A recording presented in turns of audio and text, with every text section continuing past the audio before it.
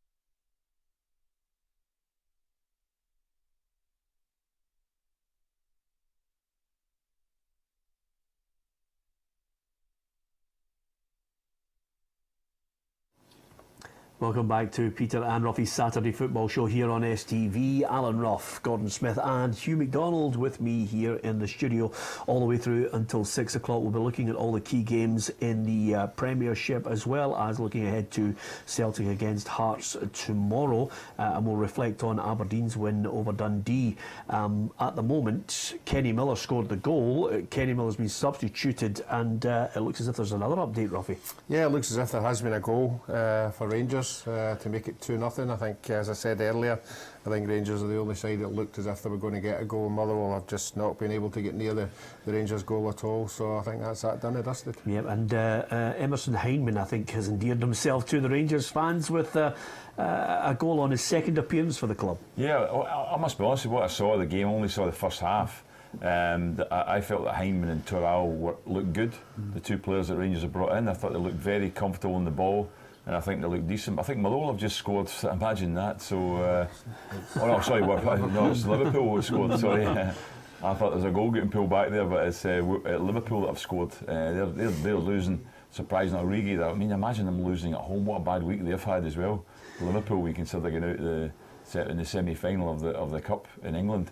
But you know, they're losing 2-1 to Wolves at home today with about 5 minutes to go. But as I say, I thought Heinemann looked good and Toral, and it looks as if they've been good signings. Well, I have to say, Hugh, I mean, Emerson Heinemann just picking the ball up on the edge of the box, lovely touch, just shifts his body away with the touch and then fires it past the goalkeeper. I think, to be fair to Motherwell, Samson gets a touch on it, puts it into the roof of the net, but nevertheless, good strike, and I think it's all 3 points for Rangers now. We're, what, less than 3 minutes? Yeah, all 3 points now, and that's them back into second place in the top division, which is where they have to be. You know, I think everybody's agreed that the title race is done and dusted, but Rangers must, and it can be no stronger than must, finish second. Well, if you're critical of Mark Warburton when some players are brought in and they don't make a contribution, Hugh, you know, Heinemann's come in there. I mean, when you look at the 11 or so players he brought in the summer, some of them didn't make the contribution.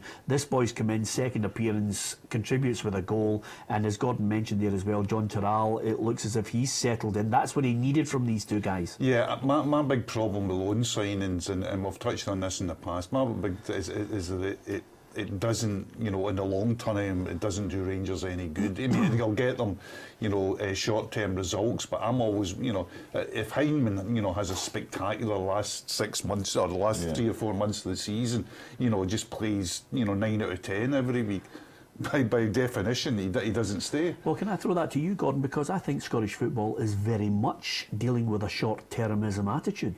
It is at the moment, I agree, Peter. I think that we're seeing that a lot of the clubs, especially with the loan deals, are getting in, because there's no money available to buy players, and the market in January is difficult for Scottish teams, because, you know, it's not as if you're getting players in who are out of contract and you're signing Bosman signings. You're actually having to go and get people. You'd have to pay money generally. So what happens is that the only way to get people in at the lowest possible amounts is loans, and they're looking down in England. A lot of the teams there, they're saying, well, you've got these players who are valuable to you, but you've never given them a game. They're not getting a match anywhere. I mean, the lad Heinemann was at Bournemouth. At Bournemouth he was at, and he'd played 3 games, but it was all just cup games he played in. So that's like most teams. I mean, even that Liverpool team today. Hugh and I were talking about it earlier on. Liverpool at home in the FA Cup to get into the last 16 are played virtually mostly second reserve team. But I think you know, when you talk about the differences, I think there's it started with Manchester United for me in the World Club Championship. I think there's a contempt now because of the money on offer that's derailed the FA Cup as a glamour tournament. Yeah, absolutely. But you still have to have a look at the club situation. You say, just, well, you're out of the League Cup. You're in the midst of a run which is very poor. You've got a poor run. Footballers always talk about momentum, how it's important to be momentum, how it's important to be confidence. Now, you've got no Europe, you've got no League Cup. Yeah. So all you've got is FA Cup, and I would have thought he might have just looked at today and said, do you know what, we really need a result today to get us back on track. Especially after losing and Wednesday. And Southampton was a really poor performance as well. So I'm a bit surprised at that. Obviously set himself top 4 is what it's all about, and it is tight at the top 4, don't get me wrong. He's got, I mean, there's 7 clubs in for the 4 and 7 strong clubs in for the 4 places, so it's tight, and Liverpool are sitting there at the moment. But I still think it's a bit of a gamble because Liverpool have to get back on track and quickly, because the last 5 or 6 performances have been really poor. And talking of performances, Ruffy, I'm just looking at the last seconds here of the game at Fir Park, where Rangers playing keep ball at the moment. I think it's a better performance from Rangers, less so from Motherwell. They haven't been able to threaten the way they did at Ibrox last week. No, obviously when Rangers going down to 10 men so early on, Mark McGee would be saying, like, this is a chance, you know, and obviously for that time they were down to 10 men. Motherwell were dominating. Scott McDonald had a chance to put them ahead, but after that, you know, when he got sent off, you have to say that whatever Mark Warburton's done, you know, tactically, they have handled the 10 men better than Motherwell. There's been more people on the ball. There's been spaces, obviously, that they've worked them, and players that are comfortable on the ball have excelled more than Motherwell. They've just sort of tried to contain Rangers, not one chance at all in the second half. And the second half performance, Rangers are justifiably winning it. Yep, OK, game over. Rangers winning it by 2-0. Kenny Miller yet again coming up with a goal, and Emerson Heineman adding the icing to the cake with the second one to secure all 3 points. So suddenly Rangers again just back in front of an Aberdeen side that, you know, threw down the gauntlet last night, Gordon, against Dundee. I don't know about you, but the goal from Niall McGinn was absolutely top drawer. It certainly was. It was a great goal to watch. And having seen the highlights as well, Peter, it could have been a lot more than 3-0. I mean, what a bad... I don't know what Dundee were doing in their winter break, but they've come back and losing to St Mirren in the Cup and then getting hammered last night. I mean, it really could have... I mean, they had one chance, I think, themselves. They had a good effort, but overall, Aberdeen really pummeled them last night. And McGinn, who is a player they want to try and keep there, with likes of Hayes, with that kind of, you know, creative players, then they want to keep as good a players. But it was a fantastic goal. But, you know, Rangers have got back in front today, but Aberdeen do have a game in hand, and that's a crucial element that it looks like at the moment. We'll wait and see what happens tomorrow with Celtic and Hearts, obviously, but I think it looks to me as if the fight for second spot is going to be between Rangers and Aberdeen. Yeah, we tried yesterday to the best of our ability, Hugh, to just get Ruffy in there to that area where he was going to say Paul Hartley was under pressure. I think he was veering towards a 3-0 defeat. He'd have left himself with a difficult day today had he said Paul Hartley at 3-0. I think he ended up saying that if Celtic got beat tomorrow at Tynecastle, where Ruffy switched the game in an effort to make the Scottish title race challenging for everybody, Ruffy's decided that Celtic must play all their games away from home. His other thing was, we said 3-0 might be okay, but 4-0 would be terrible. So there might be okay thing. I think Dundee are really struggling at the moment, and I think that was an important result for Aberdeen, just to put the pressure on. But to go back briefly to the Rangers thing and the loan signings, what we've talked about, if you're a manager like Mark Warburton, this will not really suit him, I don't think, because what he's going to surely be looking to do is to build a team. Yeah. And with loan signings, that's just something you just can't do. I'm just wondering if the race for seconds opens up a wee bit, he can use some of these players from the youth system, because apparently there's 2 in particular there, 2 youngsters there that could come through, and no names, no package at the moment, but I just see that as a better way forward than loan signings. I'm just against them. One thing, and you're right, one thing they should do if they bring in loans, I've said this before on the programme, but it's a very important aspect, and some teams don't, is if you're bringing in a loan signing with a view maybe to see how he does for you to make a move, put in an offer at the time you bring him in, that's guaranteed that if you then move for that player, because if he does really well for you and then you say, we want to get him, the club will just bump up what you're looking to. Yeah, but with all due respect, I think on the evidence of what we've witnessed before, Ruffy, if they do put in a performance, I understand where Gordon's coming from, to try and suggest that to a young player who's at Bournemouth in the Premier League in England, and also a guy who's on Arsenal's books, come away from that chance to suddenly try and get into that first team. It's a big call, and I think the only thing that may well twist someone's mind is money, which Rangers don't have in abundance at the moment. Well, it's obvious now that the window's now nearly shut. Rangers haven't spent any money because they haven't got any. You know, the season ticket money's gone as well. So they're obviously waiting until the start of the season till they get more money in. Well, there's a shock in the FA Cup. Liverpool 1, Wolves 2.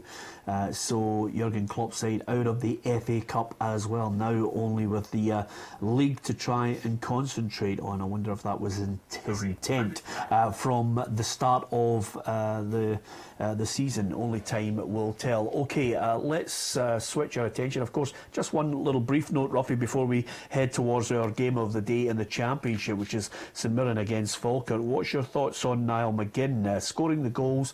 Aberdeen clearly need to try and get him in a contract, never mind Kenny Miller. Niall McGinn is vital to Aberdeen. Yep, well, it's already, that goal last night would be in the top 10 for the season. It's a superb strike, and they'll obviously be working behind the scenes, but again it all boils down to money, and Derek's already been on record. If you can keep your best players and you can get them to sign a contract, all the other ones usually fall into place, but if they were to lose them, I think that would be a massive blow for them. Yep, absolutely. Niall McGinn, of course, I was just looking at Niall McGinn with 11 goals for the season, and Hearts were sniffing about him earlier on. Will they come back in and try and tempt him away from Pittodrie, or will Derek McInnes convince the board just to push the boat out to make sure he signs on for the next couple of years as well?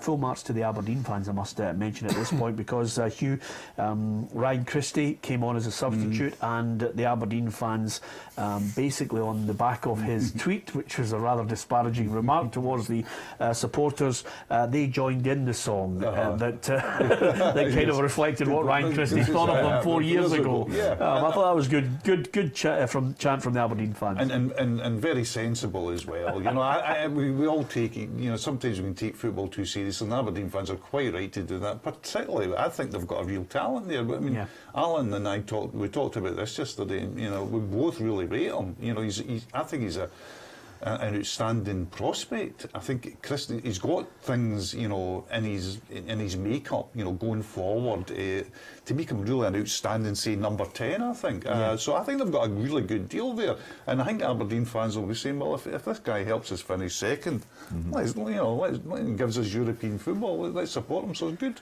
Yep, absolutely. We're going to look at some of the Premiership games in just a minute, but our main man out there, our intrepid reporter, as ever, with the most unbelievable fashion, depending on the weather, is Kevin Harper. He's out there for the game today, which at the bottom end is vital for St Mirren, and for Falkirk. They have their own ambitions to try and make sure they're in the playoffs at the Paisley Stadium, the 2021 stadium. Kevin Harper for St Mirren against Falkirk. Afternoon, Peter. Good game. Looking forward to this today.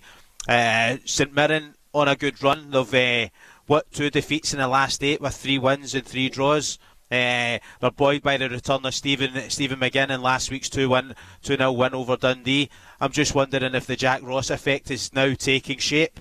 Whereas Falkirk, disappointing. We watched them last week. They were really disappointing. I think Peter Houston will make changes. They've only got 2 wins in the last 8 games with 3 defeats and 3 draws. But they're only 3 points behind Morton. But I also think they'll be looking over their shoulder at Queen of the South. They're only 3 points behind as well. Mark Kerr is out for Falkirk through injury.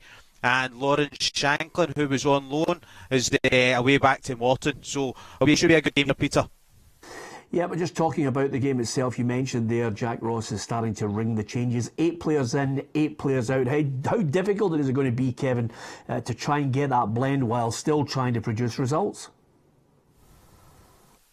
I think it's always difficult, Peter, but I think Jack Ross will be working very hard on the training field, bringing the players in. You know, they have had a good run of results, and last week's result against Dundee must give them a real shot in the arm. You know, they must be coming here full of confidence. They'll be coming out today full of confidence.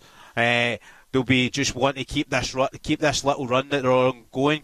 You know, if you're beating a Premier League side in the cup, you should have huge confidence in playing at home. You know, Falkirk are on a little dodgy spell and run, so they'll be. I think St Mirren will feel that they can beat Falkirk today. Yeah, in midweek, Kevin, we had John Sutton on the programme. He scored 10 goals already. I think the key for Jack Ross is just to try and get him the service. If you get it into the box, you know, he can stick it in the back of the net. yeah, he's obviously proved that with 10 goals this season in all competitions, which is a great return. But I think with John Sutton, it's all about delivery, and supply, and that'll be like you say, it'll be the most important thing for Jack Ross to get his players to get the ball in the box, because they have got a proven goal scorer. John Sutton will score you goals, and hopefully, and I think they'll be looking to him to keep them up. And all the teams, need a goal scorer, and St Mirren have certainly got one. Okay, you mentioned they're going through a little dodgy patch at the moment. In your mind, are they definitely one of the teams that you still see being involved in the playoffs?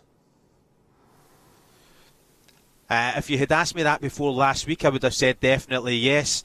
I think every team goes through, a sticky spell. This is Falkirk's sticky spell. The only thing that Falkirk aren't doing is they're not winning ugly, or they're not, not losing games. Unfortunately, they're losing games, and that would be a worry for Peter Houston, right at this time. But in the same sense, he's coming to the bottom of the league. Both teams are fighting really hard for points for different reasons, and I think they'll be confident of being able to come here and get a result. They've not lost to St Mirren since 2009, so that's a big boost for them, knowing that they haven't lost to St Mirren since 2009. So they'll be confident in getting a result, although they're going through a little sticky patch just now. Yeah, there's Kevin Harper out there at the 2021 stadium. We'll be going back to him very shortly to get the team news from that match, St Mirren against Falkirk, which could be an interesting one. I'm not sure if we've got that in our treble. We do have one championship game, but we'll get to that very shortly. Some of the other news that we're going to be discussing today on the back pages of your newspapers.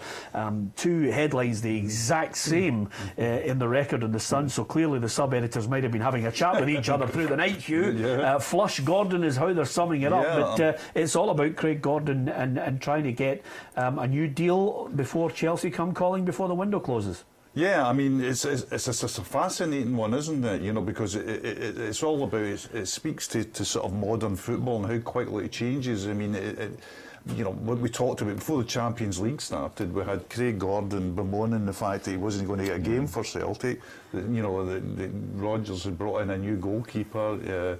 That was his career, basically at Celtic over. Come Christmas, and now we've got the chance of him going down to Chelsea. And it is, it's a huge decision for him. I mean, it might come down to things like, what his partner feels or how his kids are settled. I don't know, because on one hand, it's playing, in a title-winning team and playing a team that's going to win trophies. Or does he go down there and treble his money? And he'll believe if he goes down there that he's got a chance of playing for Chelsea. So it's a huge decision for him. Yeah, Ruffy, we gave you the predicament last night on it with regards to what you would do in a similar situation. If you're Craig Gordon's agent and you're sitting with Craig in a room, the two of you are backslapping each other and saying this cunning plan has worked out exactly the way we want it, because Celtic might have to stump up, a good bit of cash. Yeah, the Celtic are going to get their fingers burnt. There obviously was a contract on there, and I'm sure this new contract will be better than the one that he was going to sign. So they're going to use it to the best of their advantage. It was interesting to see the wee quote from Craig saying, it'd be interesting to see what they're talking about. I would like to think Gordon know better than me that their agent has actually contacted Chelsea to see what is on the table, because that's the way it works modern day now. And the only thing for me, it'd have to be tempting. That money that you're talking about would have to be really tempting, because obviously we know now that Celtic are going to up the deal. But I think it's all about playing. I think it's all about playing at 34. Yeah, you want to play with a big club or be at a big club like Chelsea, but everything that's going on at Celtic just now will be the saving grace for Celtic. The Champions League, the players that are coming in, it'll be a happy place to be about. And he might just think of where he's been and where he is now. We've been out for 2 years, that it's a bit of just comfort and security that he wants. Yeah, and the other key area here is he'll have more than a few teammates trying to influence his decision. And of course, the manager had his say on it yesterday as well. Always temptation, but I think for Craig now, he's enjoying his football, he's playing week in, week out, and he's been fantastic for us, so it'll be up to Craig at his decision. I think I mentioned Edwin van der Sar before. I think he had the best spell of his career between 35 and 40 years of age when he moved on to Manchester United. And I really think that that is in line with what Craig can do here at Celtic. It's a huge club. He can become a fantastic and goalkeeper and go down in history as one of the great goalkeepers that we've had here. I know with Craig the type of guy he is, there'll also be a sense of looking at Celtic as the club that brought him back in, gave him an opportunity to come in and resurrect that career that looked like was disappearing. And I think for him, having had that trauma of not playing for a few years and wondering whether he was going to play, the last thing that you need is to go and sit and be number 2 somewhere for 2 or 3 years and be lucky if you can accumulate 10 games. Yeah, that's Brendan Rodgers' take. You're laughing, Robbie. Why are you laughing? He has got a wee bit of cheek, you know, because he did drop him right away. Yeah. Dropped him without actually seeing him. Well, wait a minute. Our goalkeepers are beyond being dropped. I mean, at the end of the day, he wasn't. You know, you and I were at 1,000,001 games where basically Craig Gordon would launch the ball, and we then immediately looked towards the trackside where Brendan Rodgers was clearly going through every expletive that he's ever learned. He was raging that he was going long. He wanted him to learn a discipline of picking a pass. Yeah, that, I have to say that Brendan Rodgers and Guardiola were the two managers who made us aware of distribution from goalkeepers, because nobody else spoke about it. The most important thing about a goalkeeper was stopping the ball hitting the back of the net. And Craig was doing that. So for him to be dropped the way he was dropped, that sticks in the back of your mind, you know, because I'm sure he would have been fuming. I'm sure Craig Gordon, if you were asked him at that particular time, he'd be shaking his head and wondering what's happening. Since then, he's taken it on board, and we now see how important it is to have that part of your game. He's added that to his game and made him a better goalkeeper. But as I said to you, who would you rather have, him or the boy Bravo, whose distribution seems to be fantastic, but he's losing goals left, right and centre? What goalkeeper would you want? Well, it's, the whole way football has been going at the moment is that, you know, this thing playing out for the back and goalkeepers having so many touches. You know, goalkeepers in a game can have more touches than an outfield player, and you know, they can heavily influence a way a game plays. But I just see it as astonishing that if you'd asked Brendan Rodgers 3 months ago and Celtic 3 months ago if they'd taken, you know, whatever, £3 million for Craig Gordon, they'd say, what time's the flight, you know, we'll get him down. I mean, it's so quickly changed, and it's quickly changed for Craig Gordon himself. I mean, it's no secret that 3 or 4 months ago he was deeply unhappy. He was going through a crisis of confidence. There was huge criticism from some commentators on television about him, this aptitude for coming out and clattering players on the edge of the area. So the way it's all turned round is straight. The way I look at it is, if Craig Gordon might not be thinking the way we're thinking. Craig Gordon might be thinking the way that top-class professionals think, that he is not going down there to sit on the bench. He's going down there. Courtois is going to go. Begovic will go to Bournemouth or wherever, and Courtois might go to Real Madrid in the summer. I mean, that's what he'll be thinking. He'll be thinking, do you know what? I may have a chance down here. I think it's an intriguing modern tale. You think it's in the balance? I think so, very much so. I mean, especially when you're talking about, it's all right to start to say he's on good wages at Celtic. Celtic rescued his career, he can win titles. But say he's on £10,000 at Celtic, he will get no less than £30,000 at Chelsea. Yeah, okay. No less than that. Okay, I'll suggest to you, Gordon Smith, that Celtic will come up with something in the region of £20,000 a week and say to him, okay, you can have 20 and play every week, get bonuses, maybe get Champions League football, or you can go and sit on the bench for 30. What would you do? Well, I think that I would say I'm even underestimating it at 30 for Chelsea. Yeah. Be higher than that.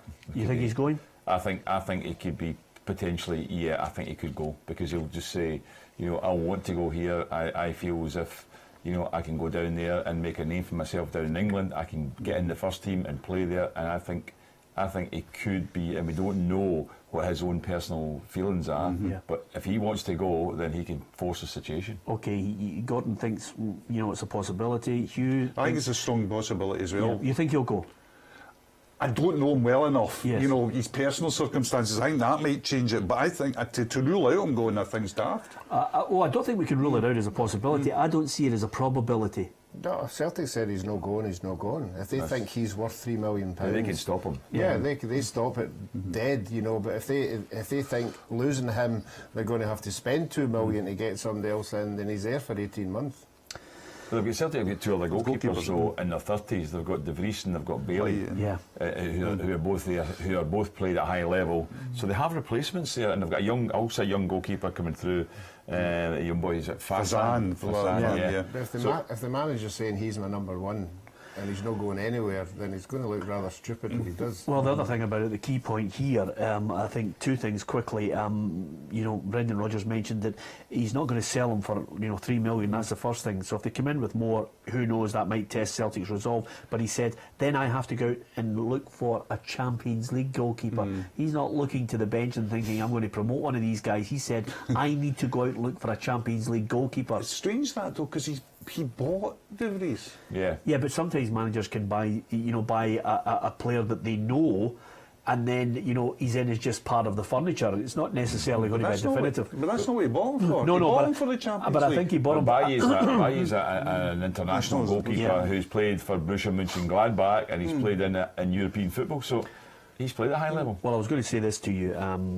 Brendan Rodgers came up with the great quote that I think many a manager and many a person in daily life will take on board over the weekend and beyond. He said, with regards to Craig Gordon, look after the roof when it's sunny, don't wait to fix it when it's raining. Yep. And I think that's possibly what Celtic's attitude is going to be over the next few days as that window closing looms ever closer. Coming up after the break, we'll be going to the 2021 Stadium in Paisley to talk to Kevin Harper, get the team news from there. We'll get his prediction on that game, we'll get the lads' prediction, and we're also going to look at the other matches, bring you the teams from the other Premiership games in Scotland and beyond.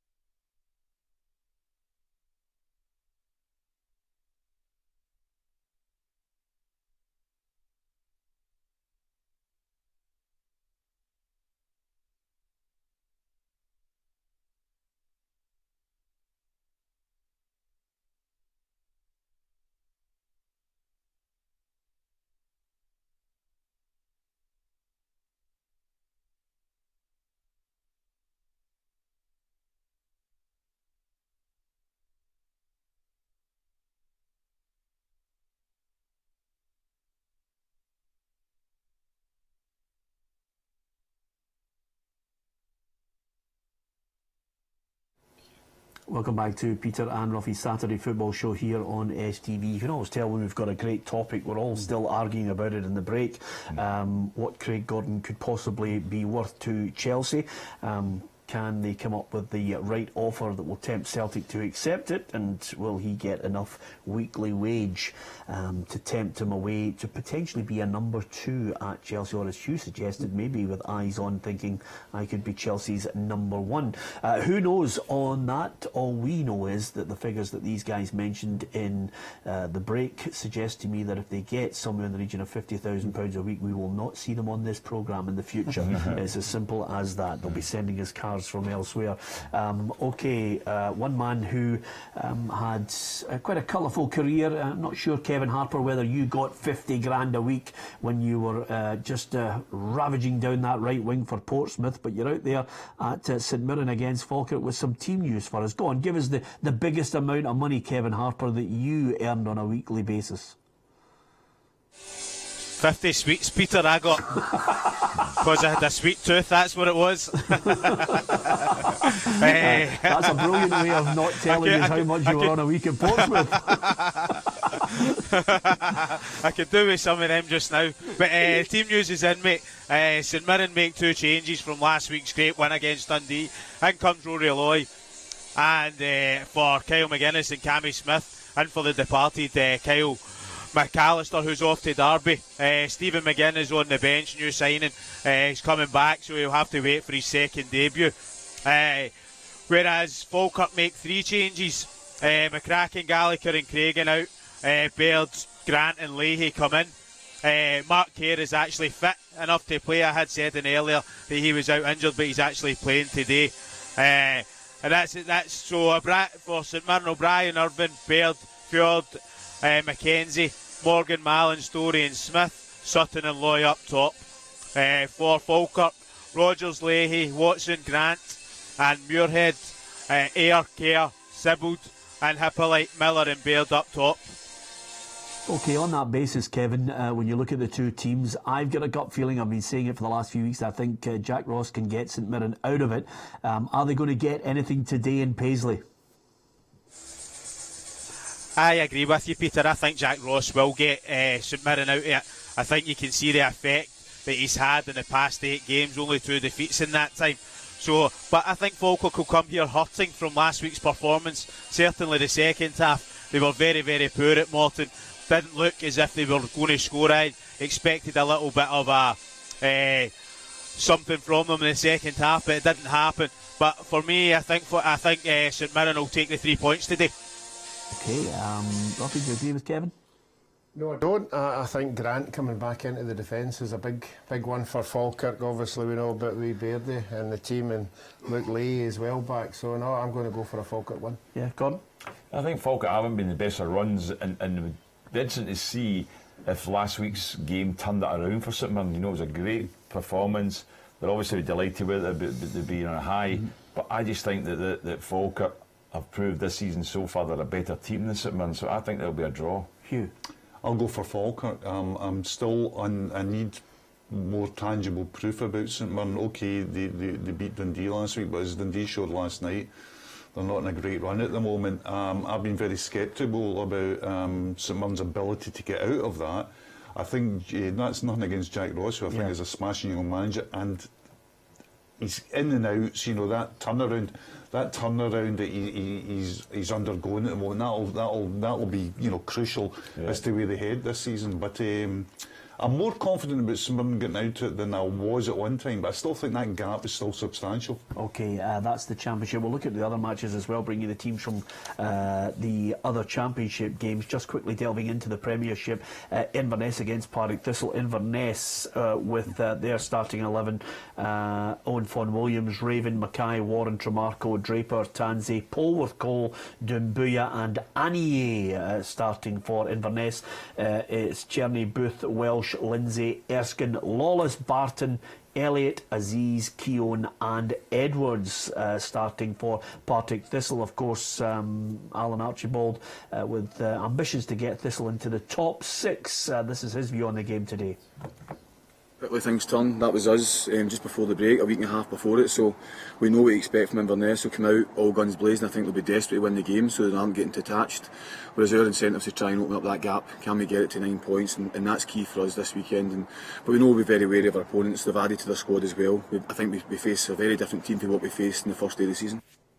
Okay, Richie Foran says he wants 9 points from the next 3 games, Ruffy. I just think Partick Thistle playing good football. I think Thistle is a big statement today if they can get a win. I would have been more confident with Thistle today if Osman and Devine were playing. I think they've been 2 outstanding players for them this season. There was 2-0 each last year. I don't think it'll be nothing each today. I think somebody will go on and win that one, and but I don't know who it's going to be. Yeah, okay. So I'm going to go a draw. Yeah, I'm going to go 1 each. Okay, and the strange thing about the Saturday programme, it's all about opinions, and that's why you're here on the programme. But Ruffy hasn't quite grasped that yet on STV for 2 years gone, and sooner or later the penny will drop on punditry for him. Yeah, I think he should be experienced enough as it is. Years of doing it. But as I say, I think that looking at the form Inverness are in, I think Partick can go there today and get a result. Okay, now here's the ultimate punditry from the man from the Daily Mail. Who's going to win that game? Thistle. I mean, honestly, Thistle, that's what you want. You want an opinion that you can argue with him, and then you can dislike him or like him at the end of the programme. That's it. Hugh McDonald is Marmite. Love him or hate him. Gordon is not Marmite. You just have a definitive thought on him. Ruffy, cuddly, doesn't want to offend anybody, wants to be nice so that everybody sends him birthday cards and Christmas cards. Okay, if we don't knock that out of him, nobody will. Join us after the break for more predictions from Ruffy. Okay.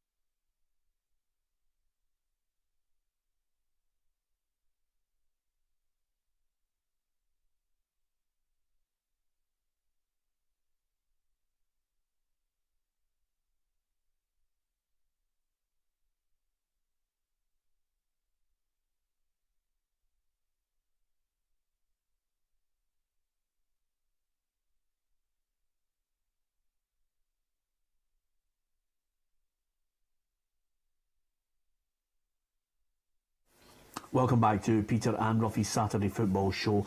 There's a great chemistry on the programme today. It's oil and water. That's the chemistry, because Ruffy's raging because we had a pop-up in the last part of the programme, and now he's come up with a game about predictions. Look at you now. Do you know what you are? You're a big kid. Honestly, you can't take anybody chastising you. So you've now come up with a game on predictions so that you can show everybody that you know what you're talking about. No, I think we should do predictions, because as Gordon will back me up here, we did do predictions one year, and I was so far ahead we stopped doing it halfway through the season. Now, It just disappeared right off. We're not doing that anymore.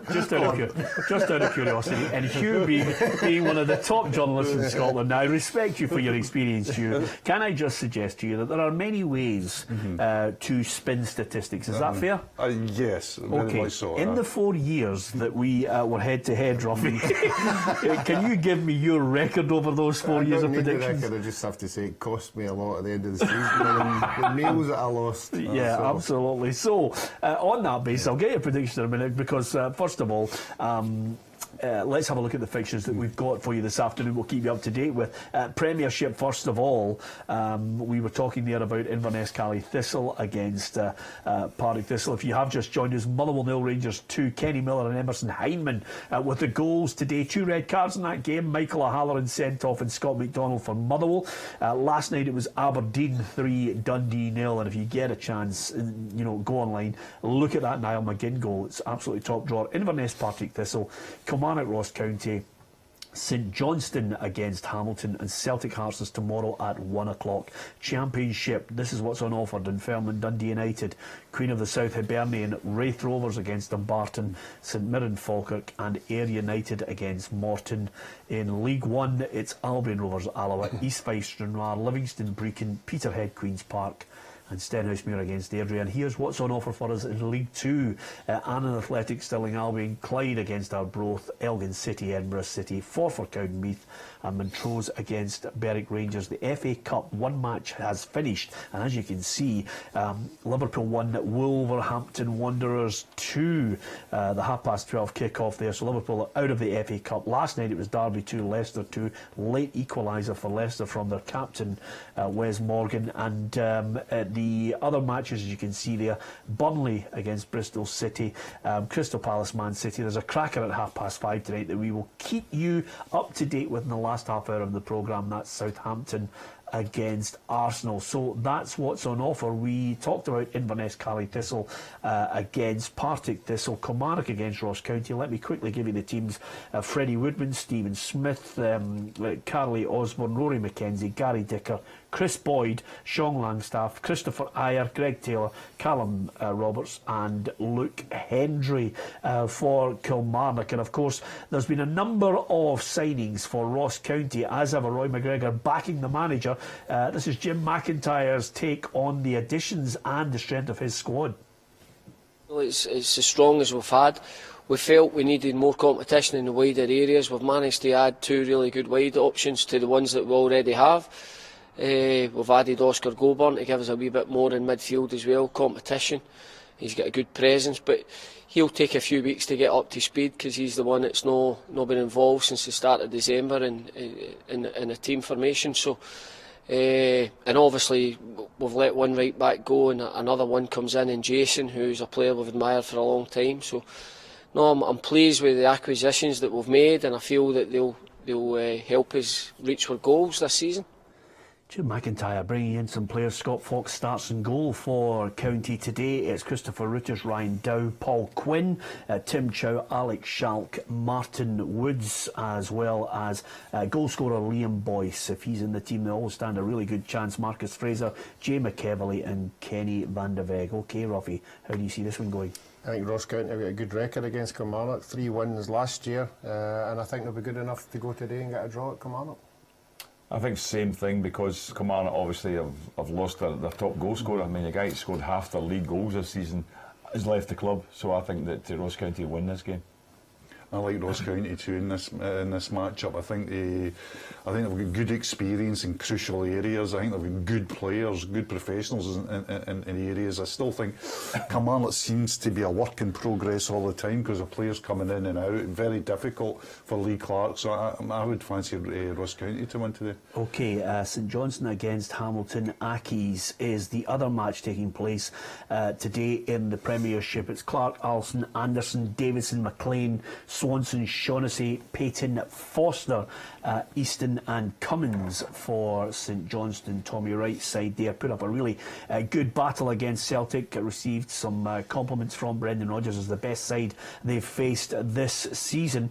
Didn't get them the points in the end though, they lost it by 1-0. They're trying to bounce back against today's visitors: Hamilton Accies, Woods, Seaburn, Gillespie, Emery, Ducall, Redmond, Crawford, Bingham, Watson, McKinnon and McMahon as well. So, Ruffy, how do you see this one going? Well, I've already said I don't think Hamilton have got 2 goals in them. St Johnstone scored 4 goals twice against them last year, so I'm going to go for St Johnstone to win this one as well. Yeah, I mean, when they played earlier in the season at Hamilton, it was a draw 1 each, but I just think St Johnstone have to bounce back. They did quite well, they won the Cup against Dennismuir, obviously, and then they get the very good performance against Celtic. But the previous game to that, the last game before the winter break, was a heavy defeat from Dundee, and look where Dundee are. But I still think St Johnstone will come back today, and I feel they'll get the goals and they'll win the game. Pew? Yeah, it sounds daft on the back of a defeat to say that, they've got a bit of momentum about them, but such was the performance at Celtic Park that I think they'll be pretty confident they'll be winning at home today. Yeah, in the Championship, the team's just coming out at New St Mirren Park. Kevin Harper's there for us. Kevin, the temperature has clearly dropped because you've decided to put your hat on. What's the crowd like there? It's a decent crowd, Peter. You're looking round, St Mirren fans must be buoyed from the game. Last week the result, they must have a thought that they can get out of the situation they're in and get closer to air. They're only 7 points, but it's a good crowd. Hopefully they'll be hoping to get behind their team today. Yeah, absolutely. See what he did there, Ruffy? He was really sneaky. He took his hat off just as he was about to come on here. Absolutely. St Mirren against Falkirk. We'll come back to Kevin when there's updates there from the Paisley Stadium. That's our game of the day in the Championship, and we will keep you right up to date with what's happening there. Queen of South against Hibs as well. Huge to look forward to because Hibs, Scottish Cup draw now against Hearts. That's what they've got to look forward to. But again, I still think Neil Lennon's thinking, OK, that's in the background. It's all about making sure that advantage over Dundee United. Yeah, I mean, a year ago, you would ask all the Hibs fans and they would talk about it was a real dilemma if you put that putative question, promotion or the Scottish Cup. A lot of them would say, well, Scottish Cup, because they haven't won. But now the Scottish Cup is really, that whole thing is really put to bed. If they get on, I mean, Hibs Hearts is a fantastic game, but it's hugely important for Hibernian to get to the top division. It's as simple as that. They've been in the Championship too long. I think this is going to be a cracking match because I've really been in. I'm not being surprised at what Gary Naismith's done because I think he's a great. I think he's a really smashing manager. But he's turned it round at Queen of the South so quickly. So I think this is a superb match today. I mean, I think I think the Championship today is really intriguing, top and bottom. It's 2 of the form teams, isn't it? Yep. You've got Community South are on a good run. The only other team probably been in the same sort of form, it would have been a hard one for Hibs today, would have been Morton in terms of how they're playing, Peter. But I think Community South are having a good. They're going well, so I think that'll be one. I think that I would imagine Hibs would be happy with a draw in that game. Yeah, and the other thing I was going to say to you throughout the afternoon, there will be, and you'll notice it from time to time, an air of smugness because your opinions can sway one way then the other. Kilmarnock are already a goal up in Ross County. Look at Ruffy's face. What are you like? You're like a big kid. No, I'm just surprised it was so early. Did you go for Kilmarnock? I went for a draw. I'd rather be in that side than the other way. But no, I think Kilmarnock need to win today, to get the fans on board. They really do. And I think a defeat for Kilmarnock today would just, after last week's Scottish Cup, today would just be one too many, I think. OK, Gordon Smith. Now, I'm looking here, and Jim McIntyre has looked at his bench. He's looked at Billy Dodds. He's pulling his hair out, and he's saying to himself, Chris Boyd, 11 seconds, the ball's in the back of the net. Come on. What about the chat that we had with the defensive structure? 11 seconds. Absolutely. I mean, that's incredible scoring at that time. I mean, Chris Boyd is obviously, he is the threat now. Maybe he's going to get his chance now that Koulibaly's away, and we're saying, well, we're losing their top scorer. Who's going to score from them? Well, there's the answer to that. Chris Boyd, 11 seconds it took him to say, well, I think you should have been playing me a bit more often. It could be said to the manager, but that's bad defending. If you lose a goal that quickly, it's just got to be down to slackness. Yeah, and listen, the goals are flying in here. Liam Buchanan scored for Livingston against Brecon. It's Livingston 1, Brecon 0, 43 seconds. And Buchanan as well is a very intriguing character, a guy that scored goals all the time. He's now I think he'll be up there or thereabouts as top goal scorer in Scotland at the moment, in fact.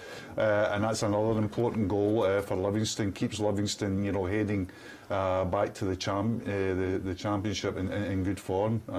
So, yeah, two guys that you would have picked to score the opening goals in Boyd and Buchanan. It gives you a good opportunity to get back in the game, though, because you get 89 minutes plus to get an equaliser or a winner, haven't you? Yeah, absolutely. Even if Livingston get back into the championship, I don't think Buchanan will be there too much longer with 21 goals to his credit. Yeah, I mean, but he's such a guy he's been around so many clubs, and what he does is he consistently just scores at every club he's at. He's a great story, young Mr. Buchanan. Yeah, 31 years of age now, but 21 goals. Not to be sniffed at. Goal scorers at a premium. They can determine your fate in many a division, especially at the bottom this afternoon, as we're about to find out. Chris Boyd has settled the nerves of Kilmarnock. He scored after 11 seconds in that game against Ross County. There'll be a few twists and turns. Stick with us here on STV throughout the afternoon, all the way through till 6 o'clock. We'll hear from Brendan Rodgers, Scott Brown, Perry Kitchen and Ian Cathro as well. I'm going to show you this because I think this video has now gone viral, Ruffy, across the world, just basically because St Johnstone's PR department deserve tremendous credit, because we always say on the programme, get out there, support Scottish football. If you can't, stick with us throughout the afternoon. Wee bit of banter, wee bit of opinion, few arguments here and there. Still friends at the end of it. It's just like a family, really. But St Johnstone have come up with the idea that they could try and attract more fans in if they got the players involved in a little sing-song.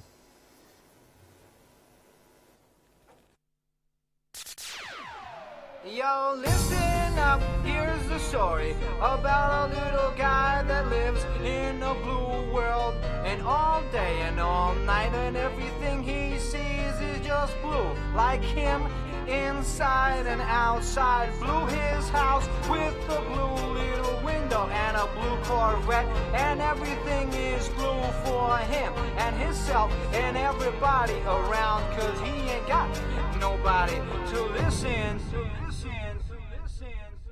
I'm blue, I've been deed, I've been died, I've been deed, I've been died, I've been deed, I've been died, I've been deed, I've been died, I've been deed, I've been died, I've been deed, I've been died, I've been deed, I've been died. Yeah, don't worry about it. That's not the actual crowd for today. There's far more people inside the stadium, but full marks to them. Yeah. I think that's a great idea, Gordon. Oh, it's funny. I mean, that's it. Just to get some publicity and all that. I mean, the other side of it is a lot of people will be watching it because they'll think it's rubbish as well, and because they're not exactly great singers. And they will be. Yeah, you do know they're miming, don't you? Really? That's probably why it was out of sync then with the lip movement and the noise. I'm just waiting for Gordon to bring out his guitar and give us Caledonia. Out of curiosity, as the penny dropped on them, Chris Miller's a rank rotten singer, so he's clearly miming in this one. Yeah. I'm really wanting Ruffy's version of Careless Hands now. I'm trying to think of a song that we could come up with for this, but nevertheless, I don't think we need to indulge in that so far. But full marks to St Johnstone, because that's what you want. You want a positive aspect that'll get people engaged, and I think they were showing it over US television as well, Ruffy, and that, listen, if it brings extra fans, near and far for St Johnstone, full marks to them. Yeah, and I'm sure a lot of the kids will buy into that. I'm sure they'll want to go along, because kids being kids, they like that kind of music, but it does put you up there to get knocked if you lose the game. You get the shouts for the crowd, right? You sick to singing and all that stuff, but they'll be hoping for a win today. But no, let's keep our eye on it and see if it has added to the crowd. Yep. Do you have a wee sing-song in the dressing room, Alan? Was there after I that? was never at a club. I know a lot of the clubs now have a big ghetto blaster and just everybody gets a chance to play music, just to sort of get everybody up for it. Never had it at any of my clubs, no. No. Okay, Annan 0, Stirling Albion 1. Blair Henderson scoring the goal there for Dave Mackay, a former St Johnstone captain. Cup time Mackay, they called him, that was his nickname, and of course we called him 8 out of 10 because he very rarely got less than 8 out of 10 every week he played for St Johnstone.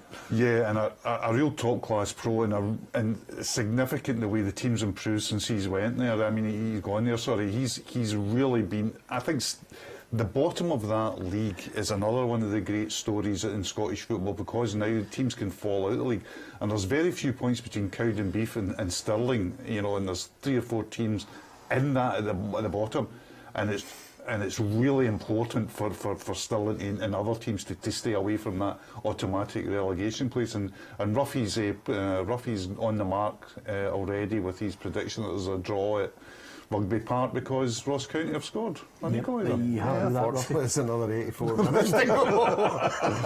That's the first of Ross County. Are we going for Boyce? Are we going for Boyce, the goal scorer? Although we don't know yet, but probably will be. Well, to be fair, he is the man that always, more often than not, finds the goal for them. I think Jim McIntyre was just relieved because I cannot wait to see the replay of the goal, Gordon, after 11 seconds. I think when you get that, it's Christopher Rutus has scored. Rutus has scored for change, yeah. So he's scored for Ross County to bring them level. Yeah, 11 seconds. I mean, it's obviously.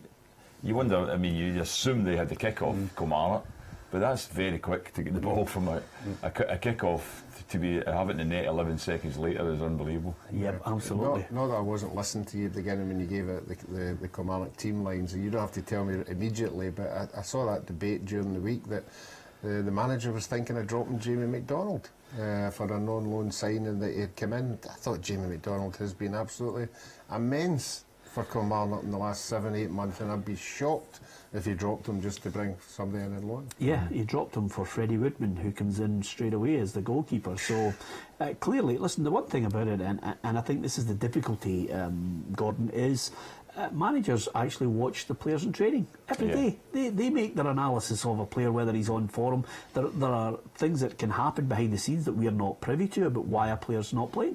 Yeah, absolutely. That's it. They're seeing them more often than we are. They make a decision on them, a judgment that you're only getting the basis. I mean, most of the time we're even getting the basis of only reports, say in a newspaper or whatever. You're not really seeing the player playing that often to know how good he is or what his problem is, and you don't know whether he's got an injury. I would say, Gordon, no, it wasn't an injury. Just the article was a debate of who was going to be in. But I mean, at any time that I saw Kilmarnock this year, Jamie McDonald has been the saviour. I would say he's earned him at least maybe 8 or 9 points so far this season. So I was really surprised. I mean, it's the same, might be the same circumstances as Brendan Rodgers, just coming in and just saying, that's who I want. That's who I want. Yeah, absolutely. These things can happen, Hugh. And what Lee Clark knows, and like all managers, it's live and die by his decisions. You know, these decisions that they're making, they're not taken lightly. These decisions are taken to basically hang on to their jobs. You know, especially Kilmarnock at the moment. He's made one thing you can say about Lee Clark. He's not hesitated in making big decisions. It's like Heathrow Terminal 5 there, with the people coming in and out. You know, so he's obviously been proactive in making these decisions, and we see that Falkirk taking the lead at Paisley. Yeah, let's go to the 2021 Stadium Get an update on that from Kevin Harper. Quick throw there, Peter, from Falkirk. Ball went out, quick throw to Baird. Baird goes down the left-hand side and slots it across the keeper into the right-hand side of the bottom corner. 1-0 Falkirk. Probably don't deserve it. I think St Mirren have started the best. That's their first shot and goal, but just earlier there was a cross from Lee Miller where the keeper just dropped the ball when everybody had stopped. Anybody had moved, they scored from about 3 yards, but 1-0 Falkirk.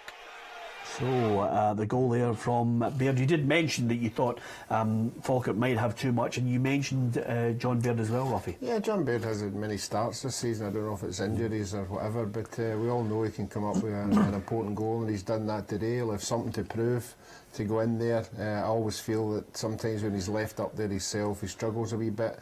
But if he's got Lee Miller beside him, I think it'll make it a lot easier. Yep, Ryan Strachan has scored for Peterhead in their match against Queen's Park. They lead by a 1-0. I actually thought Peterhead might have been up there challenging for a playoff at least. It hasn't quite materialised this season. No, I'm a great admirer of Jim McInally. He's got certain problems there at Peterhead in the trying to get the team together for training sessions and that, because they're so far north. And I know they try to meet in the Central Belt and train, but yeah, I would have expected them to be up. They're not too far detached. And the kind of team, remember last year, I think they went in a 16-match unbeaten run, and it took them to the cup final at Handon against Rangers. So they're not too far behind. And they've got McInally, they've got McAllister up front, who'll always score goals in that division. So not all lost yet. Not all lost yet. Yeah, Ruffy, you did mention there was a long way to go in that match between Kilmarnock and Ross County, and Alex Schalk has scored for Ross County that game. That's one of those games where if you're talking about going to get value for money, you're getting it now. Yeah, but I don't think, I said as well, if that was to stay that way, I think although he's got the £1 million for the boy at the left and he's got all these new players in, fans aren't going to let him away with that. Fans are going to, they want to be in that Premier League, and if that was another heavy defeat, as Kilmarnock generally do at home when they're on the losing side, I think the fans could turn very, very quickly on the manager. Alex Schalk with his 5th goal of the season. He'll always be remembered, though, Gordon, for the League Cup. That's something that will be remembered forever and a day. Absolutely, no, he's legendary status because of that, no question of it. And but you have to say, I mean, we're always looking at this situation thinking, Kilmarnock, if there's ever a time you don't want to score, it's in the first minute of the game. Because that makes it gives the opposition a long time to come back. We all felt, apart from Ruffy obviously, that Ross County could win this game, and the 2-1 lead now, it puts Kilmarnock under a bit of pressure, because you know yourself, Ruffy, what happens is that Kilmarnock are the team that will be pushing forward, and Ross County are actually comfortable as a counter-attack team. So I think that that's going to put Kilmarnock. There's the danger they could lose more goals here. Yeah, I did mention there Alex Schalk because the best time, as Ruffy knows, to score a goal is in the 90th minute.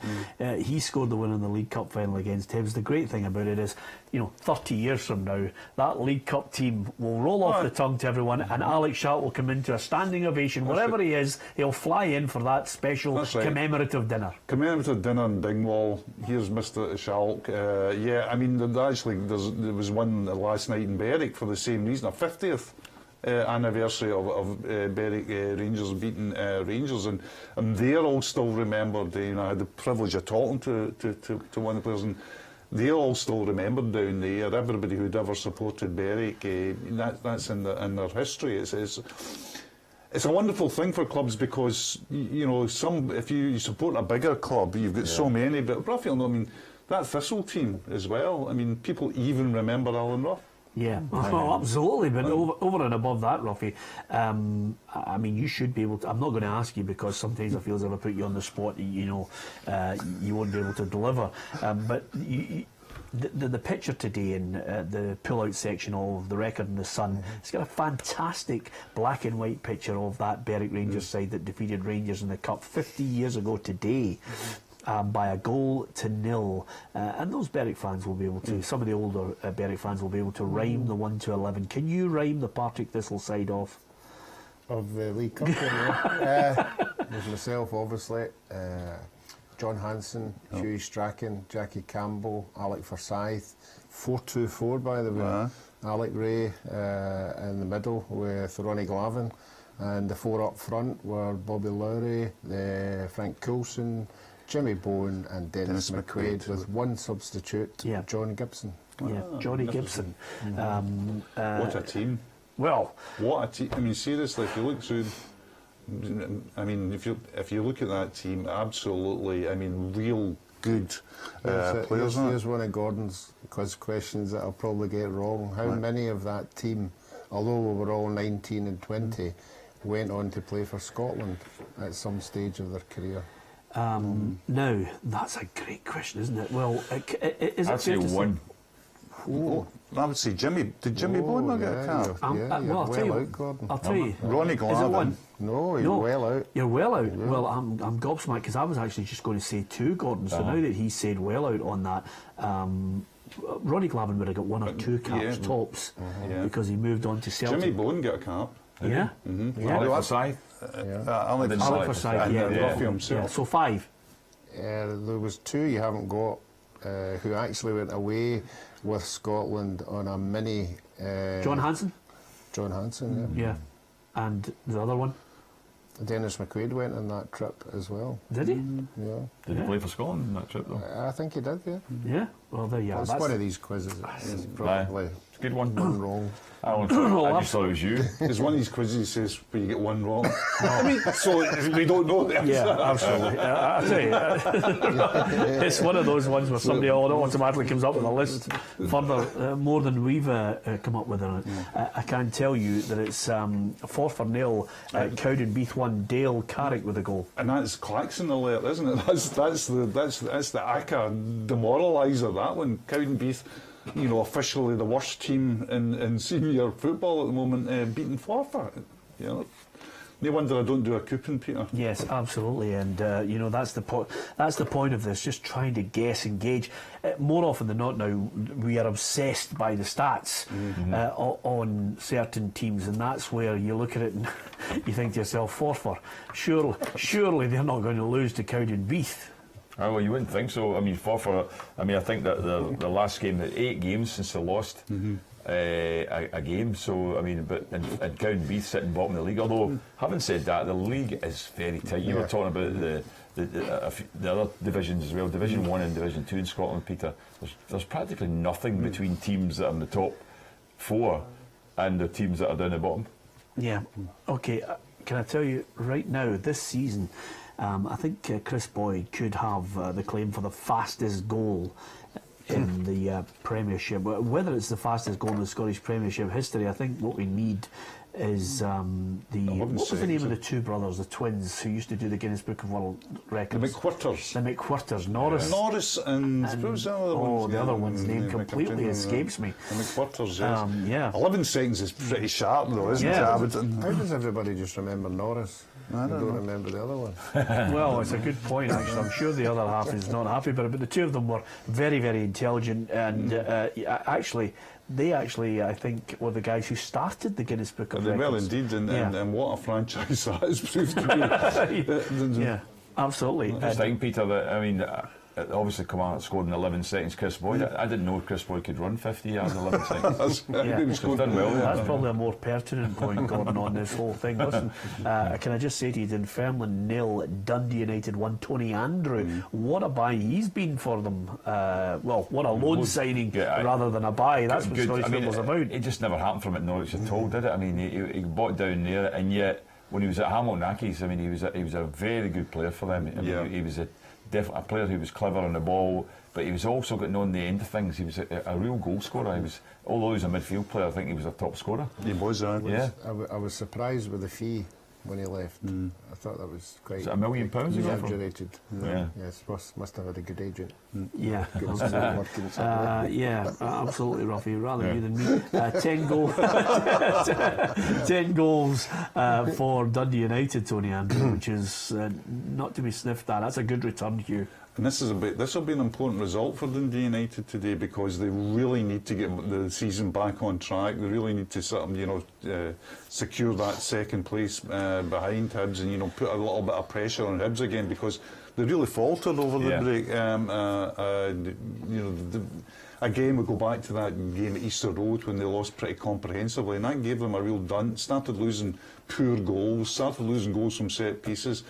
Not a thing you would ever say about a Ray McKinnon team. If you looked at them with Wraith Rovers last year, they were very, very tight, very organised. So he'll be looking to get them back working, back tight and organised, and back winning games. Yeah, absolutely. We'll be going back to St Mirren Park very shortly to speak to Kevin Harper, just to get an update on St Mirren against Falkirk. John Baird with a goal for the Bairns. The difference between the two sides, it was certainly not the way it was looking in the early stages when St Mirren Ireland started well, but the Bairns getting that all-important first goal. Will that be how it ends? We'll keep you right up to date. We'll be going to Kevin Harper shortly on that one. The story of the day so far, if you have just joined us, Fir Park, early kick-off, Motherwell losing by 2-0 to Rangers, and Kenny Miller again popping up with a crucial goal for Rangers, and then Emerson Heineman adding the second. 2 red cards in the game. The first one, Michael O'Halloran sent off for Rangers. It looked as if Willie Collum called that one right,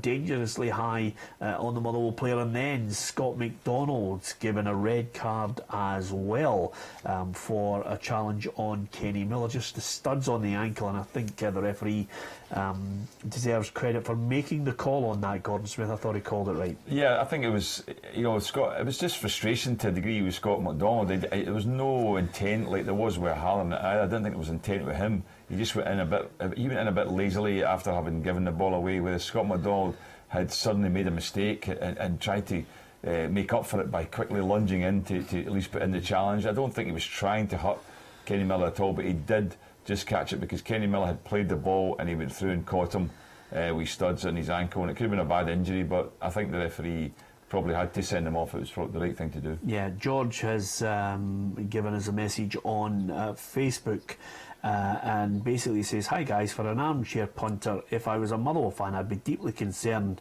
but I'm a Hibs fan. On the evidence of this alone, I'll go that Motherwell will be down, no fight, not good enough and no excuses, 10 on 10, but the high Bs are flying." So he's got a kind of a contrast in opinions here. Motherwell are going down, the high Bs are coming up. I think Motherwell have got enough to stay in the division, because I think when push comes to a very big shove, it's about who you've got up front, who you can rely on to score goals, and they've got McDonald and Walt up front, which out of the teams at the bottom I think is the most potent strike force. Certainly in the bottom, what we would probably refer to as the bottom six. I think they've got goals in them, so I think they'll be okay. I agree with that, Hugh. I think through the heart of their team they've got a good level of experience with likes of players like Lasley there, and McManus at the back, and as you say, McDonald up front, right through the team. So I agree. I think Motherwell will stay up. Yeah, Tottenham 0, Wycombe Wanderers 1. Paul Hayes with the goal. Now listen, if we start to throw out 3 or 4 English top flight clubs out of this FA Cup today, I think big questions will be asked about team selection, regardless of how strong they are, and the manager coming out and waffling to you that he's giving other fringe players a chance. The contempt here, I think you should be fined. Well, the classic thing about it now is CBC, 10, 15, 20 years ago, if we'd have saw a result with, Tottenham 0, Wycombe 1, we'd go, my good, what's happening here? Crisis. The Lambert's going, there you go, you struggle. Because then you go and you look at the team lines and you look at Tottenham, and then you look at the Premier League positions in the Premier League, and you say, do you know what? They don't really care. It's the same. I mean, it goes beyond even the FA Cup. I mean, the thing I always find amazing is that teams scrabble and fight and push and shove to get into the Europa League all season. We're heading for Europe, and as soon as they get into the Europa League, they say, "Well, let's play all the reserve players." And it just doesn't seem to be. I'm amazed, by the approach to something like the Europa League and to something like the FA Cup, because that's history. I mean, that's history. I mean, Tottenham are good enough to win that. Liverpool would be good enough to win that. And it's just, I mean, if you look at the Liverpool team today, the only 2 players who would start in a normal Liverpool league match, the only 2 who would start would be Wijnaldum and Firmino up front. It's literally a reserve league, the FA Cup. There's 2 aspects have happened to it, Peter. One is the fact that the FA Cup used to be one of the biggest games in the world. It was filmed all around. The TV audience was massive around the world. Nowadays that doesn't happen. And the second part is a lot of foreign coaches have come in, and in their country the cup tournament is always second rate. They don't bother with the cup. I even experienced that in Austria and Switzerland, where it was like, no, we've got a cup match. It was nothing. And a lot of these managers, even though they've come from big countries like Germany and Italy, the cup's not a big tournament in those countries. They don't bother. Somebody needs to send a video to the managers and see what it means to the supporters. Yeah. Because when you get to that final, it's a day out to Oh, remember. yeah. It is a day.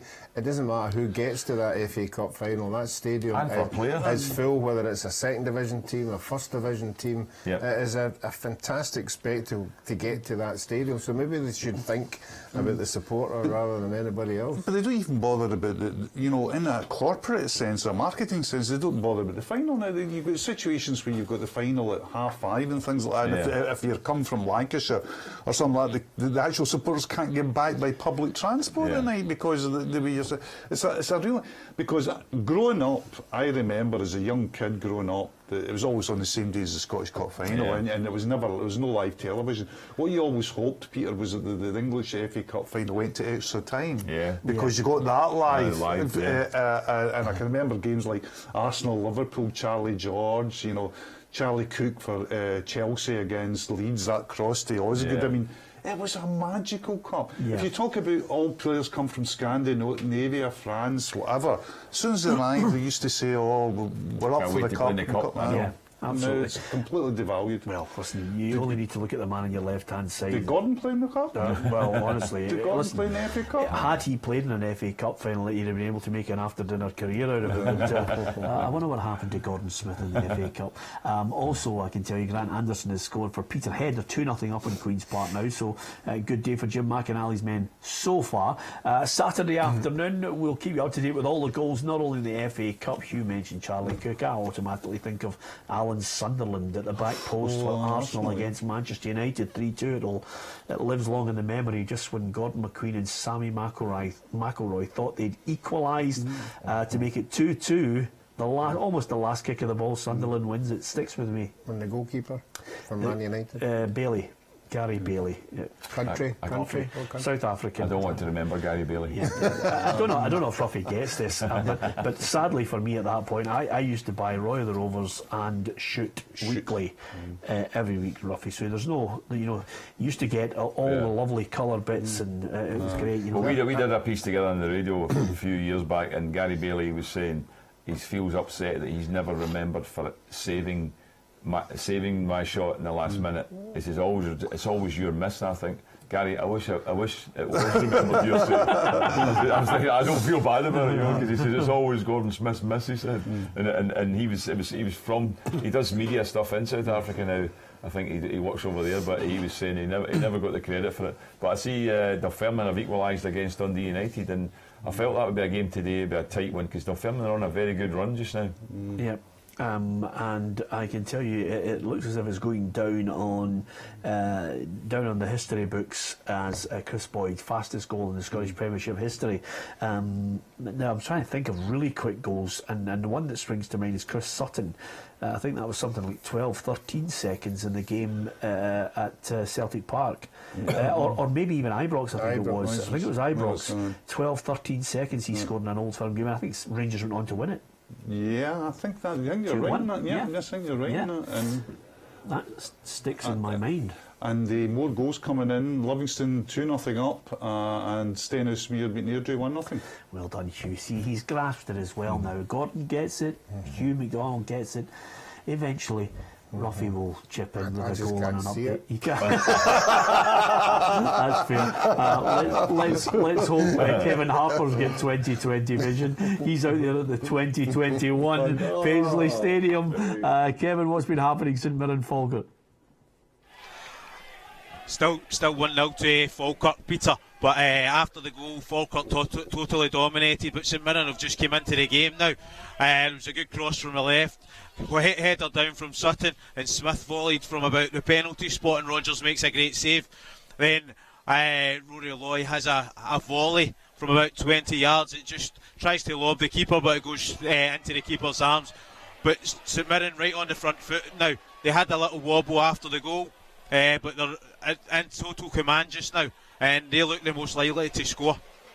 Hey, so it's still that goal, John Baird's goal, the difference between the two sides there, but a good game for Kevin to be at today. I always thought that was going to be one of those games where it could, swing one way then the other, Ruffy. Yeah, but we thought, with the three major Falkirk players coming into that team today, particularly the boy at the back. I've been really impressed with him. I thought he was going to move on, the big centre half, whose name just misses at the moment. His brother. His dad, Grant. Yeah. I think he's definitely looked as if he was somebody who was. I agree with you. I mean, he had a very bad injury, and that set him back. But I agree, he looked a real commanding centre half. Yeah, I think Falkirk need to get something from this game, Peter, because they have slipped back in recent weeks. You know, they've had one win in the last 6 league games, and if they want to be up there and hold that position, because they're under pressure with Queen of South, Dunfermline coming up behind them, you know what I mean, and if Wraith were to win today as well, it puts them back in that promotion spot. So Falkirk really, I think, need to get a result, and so it would work both ways today. It'd be a bad one if St Mirren lost, and a good one for Falkirk. Yep, Livingston 2, Brechin City 0. Craig Halkett 3-0 with the goal, and it's now gone 3-0 in that match. So Queen's Park down to 10 men. Yeah, I think he's the person you feel sorry for. just out of curiosity, just kind of clarify that one just quickly. Livingston 2-0 against Brechin. You're talking about the Queen's Park game, Peterhead. which is Peterhead. Peterhead, Absolutely. yes. Peterhead 3-0 up. 3-0 up. So just in case you're quickly putting the treble that you have there, we've got to get it absolutely right for you. I think that's the person you feel most sorry for today, the referee at that Peterhead Queen's Park game. Because I don't know if you read that Jim McInally and Gus McPherson aren't too happy about the quality of referees that they've been getting, and they've complained to the SFA. So I hope that sending off at Queen's Park is justified. Well, I always feel as if the minute you do that, you antagonise the referee, although they've got to remain completely and utterly impartial and not affected by outside forces which could be critical of their performance. And Jim, of course, when he was manager of East Stirling, ran up a list of offences which ended up saying he was suspended for so long. I think he watched some of the games from Devil's Island. He was actually exiled. So he's got his strong views on referees, as is Gus. I mean, actually looking at that, it's not a great surprise that Peterhead are winning that and winning it fairly easy, given it Queen's Park, part-time, extra time and penalties the other night there. Then a long trip up to Peterhead with aching limbs. It might be one that we should have put on the accumulator. That's true.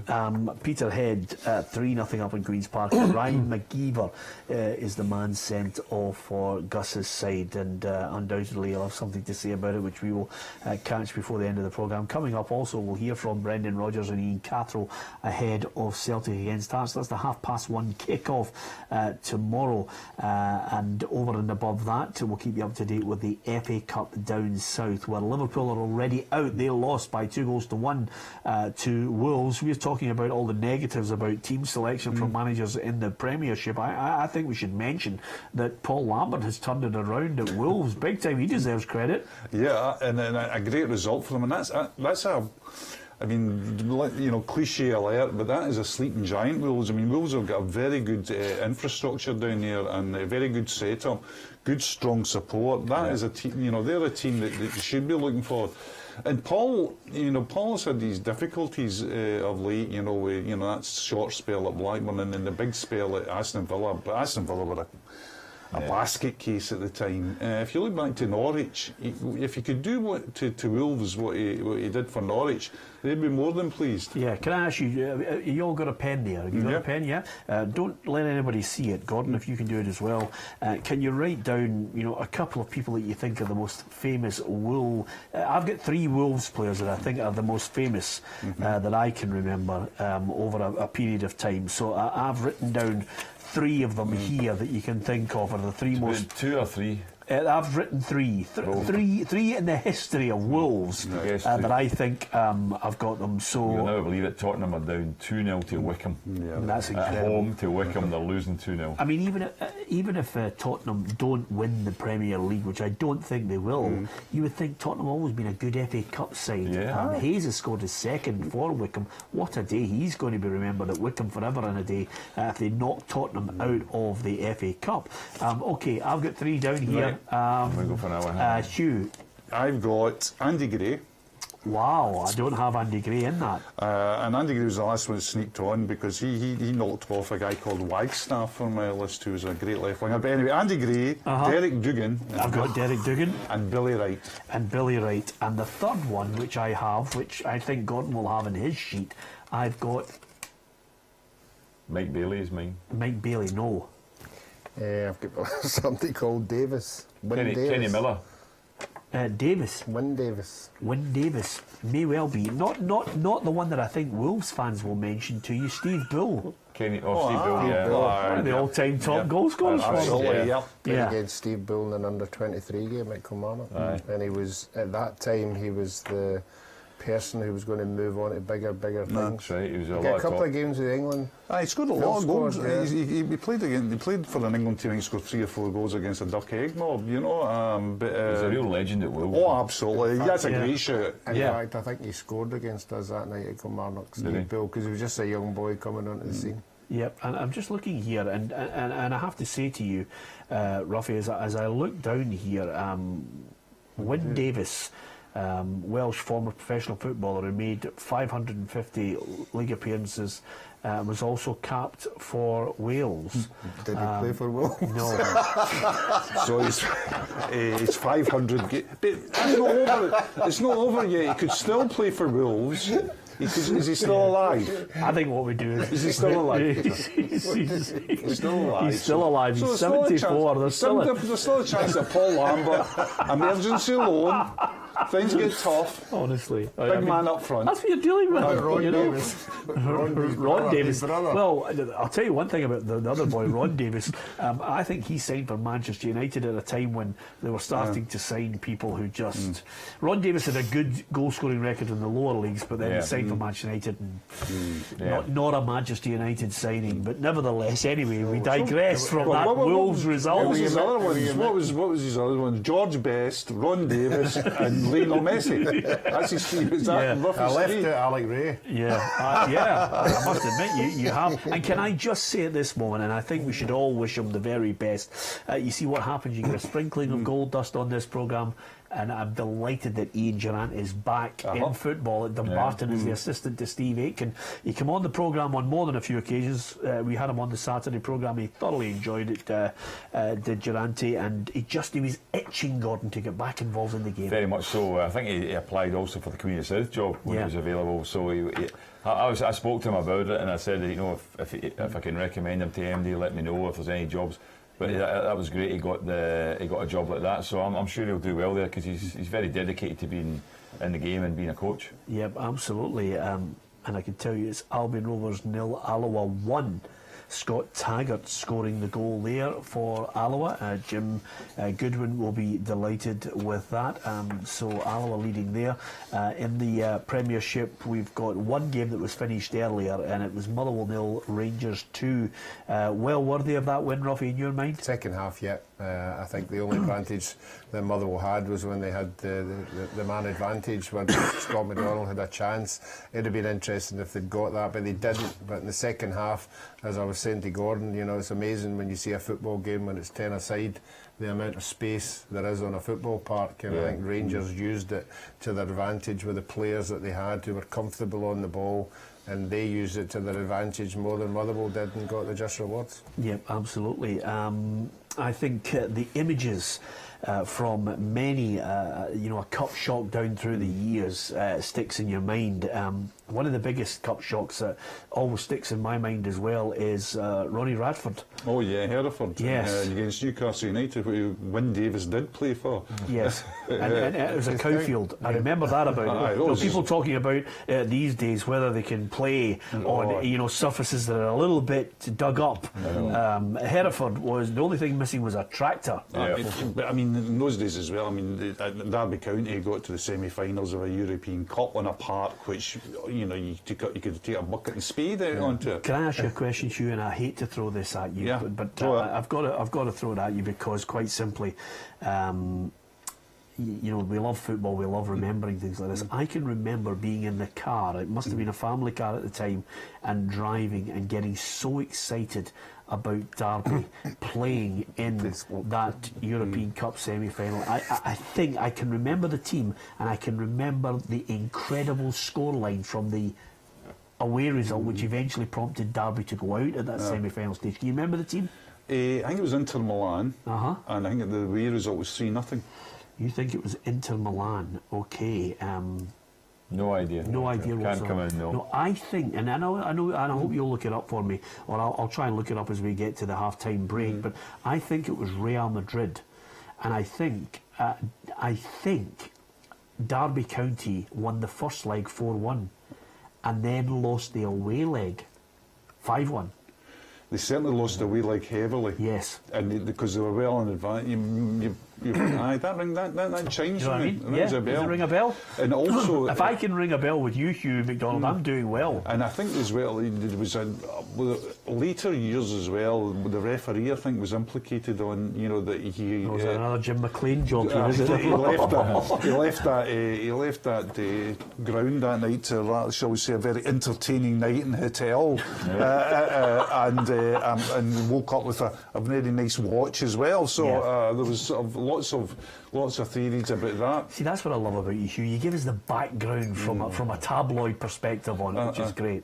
And I think, from my own point of view, well, I mean, honestly, my producer he's just mentioned to me 4-1 in the first leg, 5-1 in the second leg, Real Madrid. I mean, God, I mean, I don't often ask you to give me credit because I didn't put that down in a paper to the SFA or Sepp Blatter, but you've got to give me that one. That's okay, isn't it? Do you think the Real Madrid team handled the basebound surface, the Derby County Park, which was as bad a park I've ever played? Well, can I tell you something, Ruffy? And I wonder if you guys have ever done this, and you'll be able to tell me, Hugh, as well, because you were no mean player in your day when you're foraging down the wing.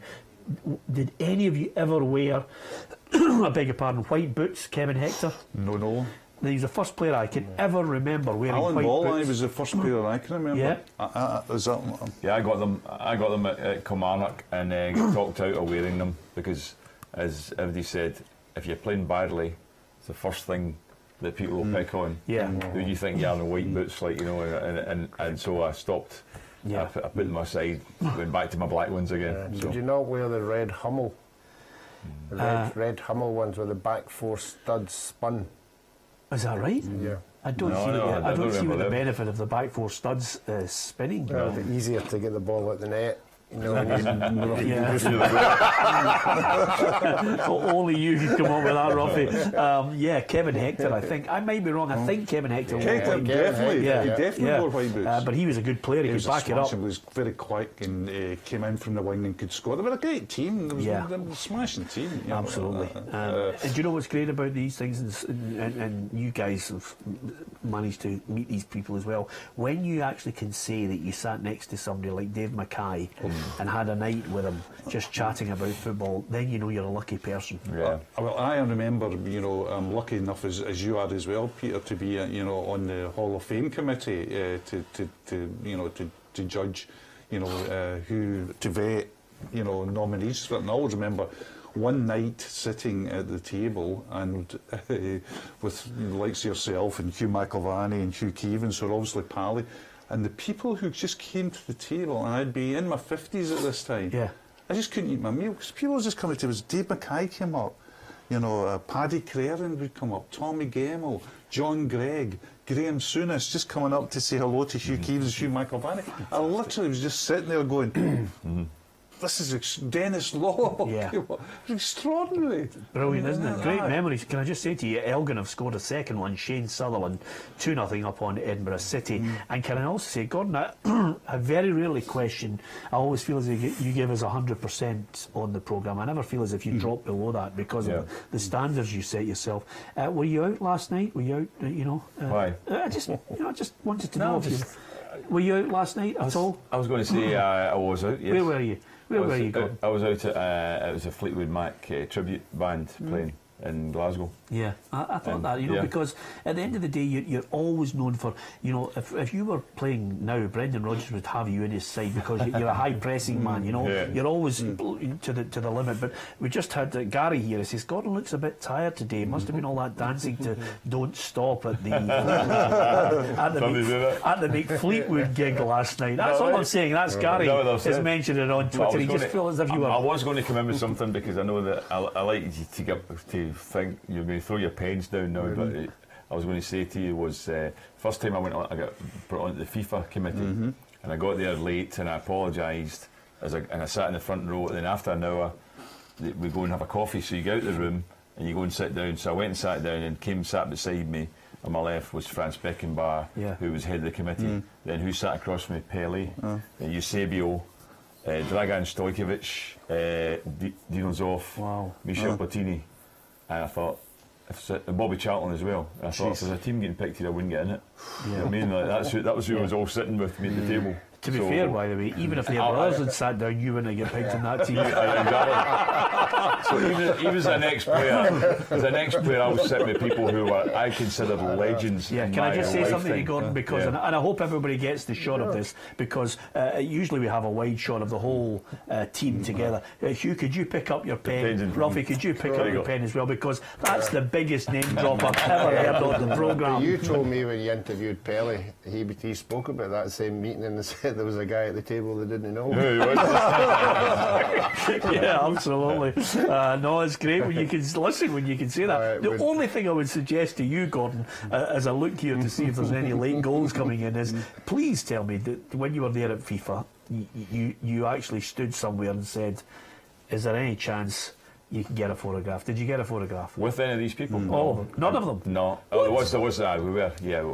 There is a photograph out there of the committee, yes. Yeah. It's a committee photograph, so I should maybe try and get that. Well, I think you've got to, because you know what it reminds me of? It reminds me of the day that Jimmy Johnson actually, just had an unbelievable game against Real Madrid. Bobby Lennox scored the goal.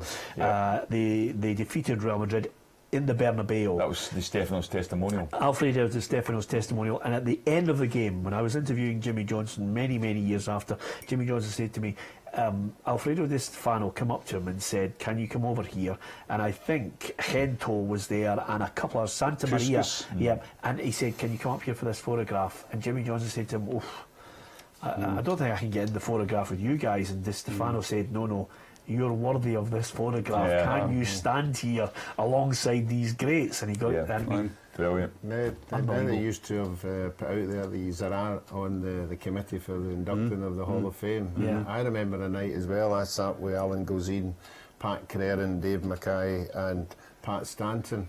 And it was great as the four of them get inducted into the Hall of Fame, and I didn't at the same table. So I'd like to thank the two of you for that. Yeah, absolutely. But at least you were sitting next to them, Ruffy. That's the key to it all. Just to sit next to the greats along the way. Listen, coming up after the break, we're going to be bringing you the news of the half times. One full time from Scottish football was Motherwell 0, Rangers 2. We'll bring you some of the quotes from both managers in that game. We'll be going to the 2021 Stadium in Paisley to talk to Kevin Harper to get his thoughts on the first 45 minutes of St Mirren Falkirk as well. Join us after the break.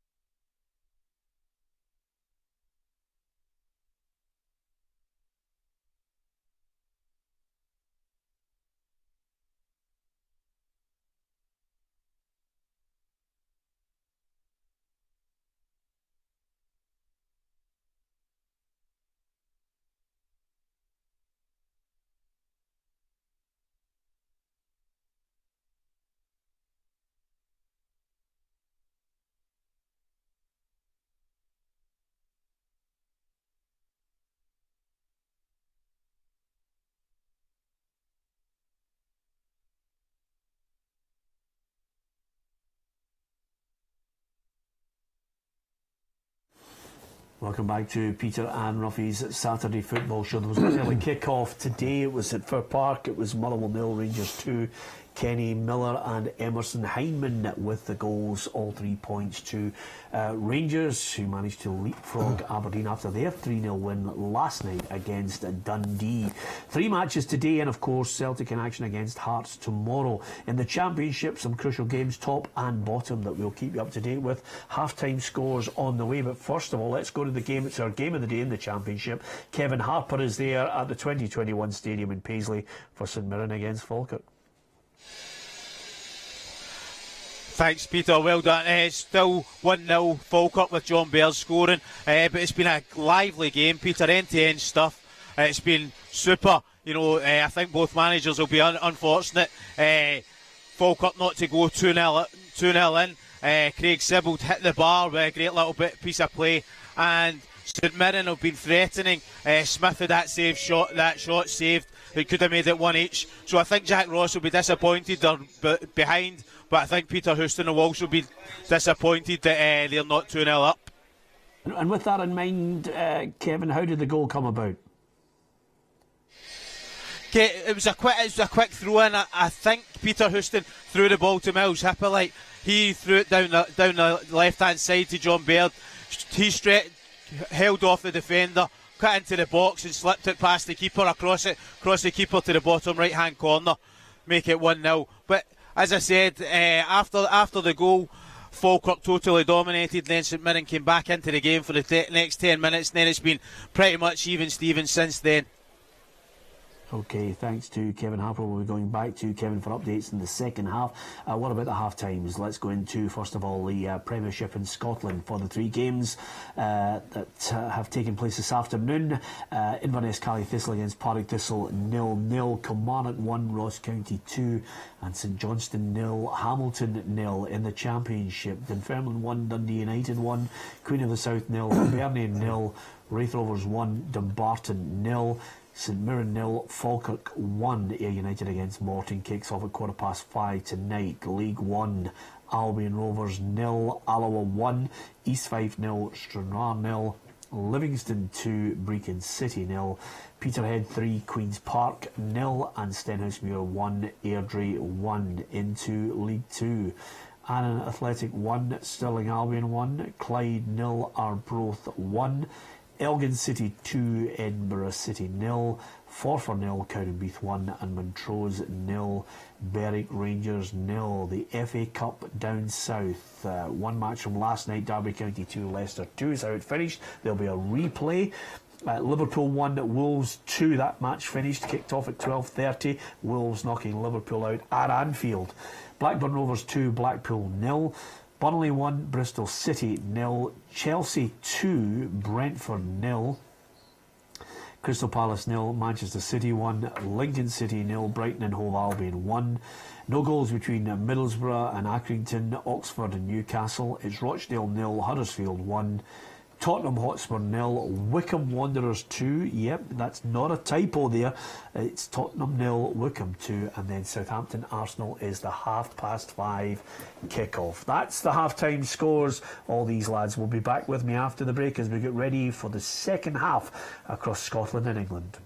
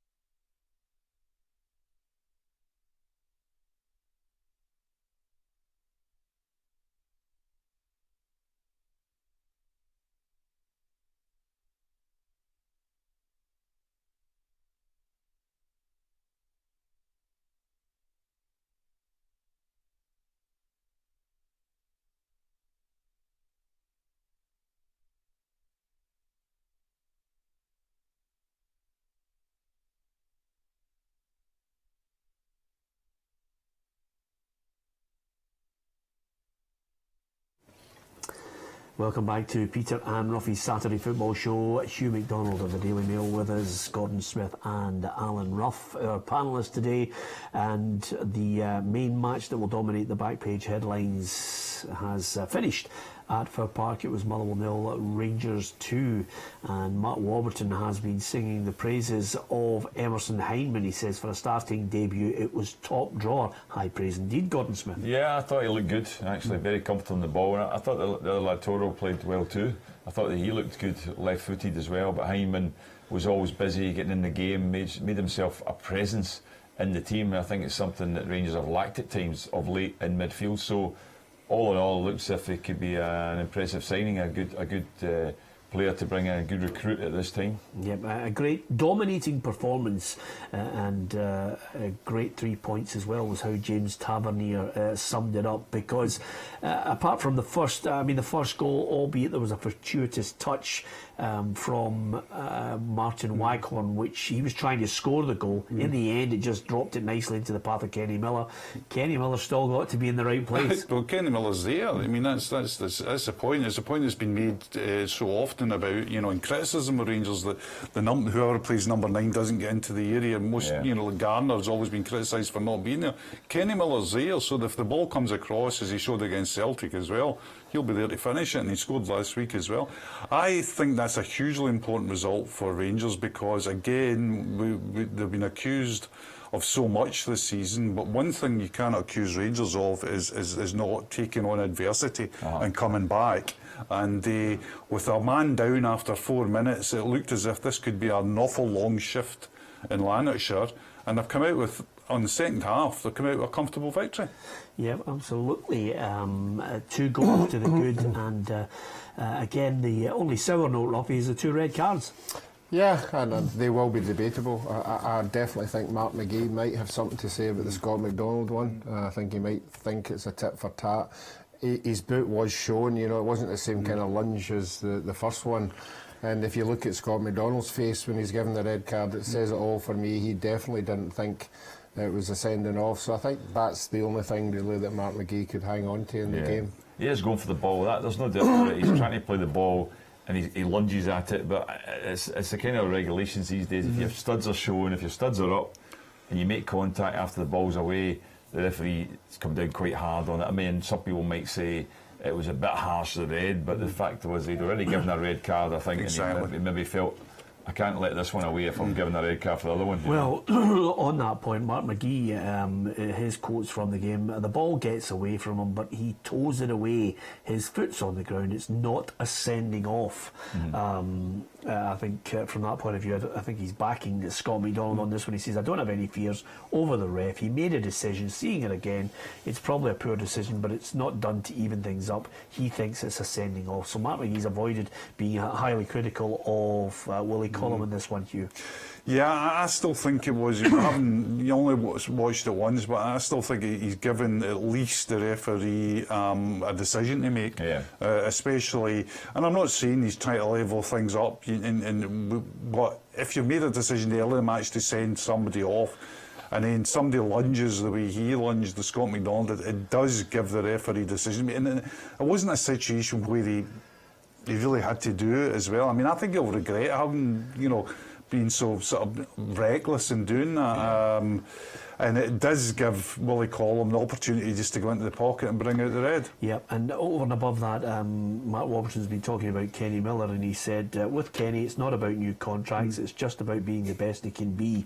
I think it will eventually be about new contracts. That can be about both. Yeah. It really can be about both. Of course, for Kenny, it's about being the best he can be. That's why he's still playing at 37. That's not an accident. Yeah. But they'll have to, at one point, be sitting down and talking about what he's going to do next season. Yeah, I'll tell you, there's a worrying point in football, and again, you've got to look at referees, Ruffy. Sometimes we're critical of them, and I think we've got to strike a balance by being positive about them when they get things right. I think that's only right and proper.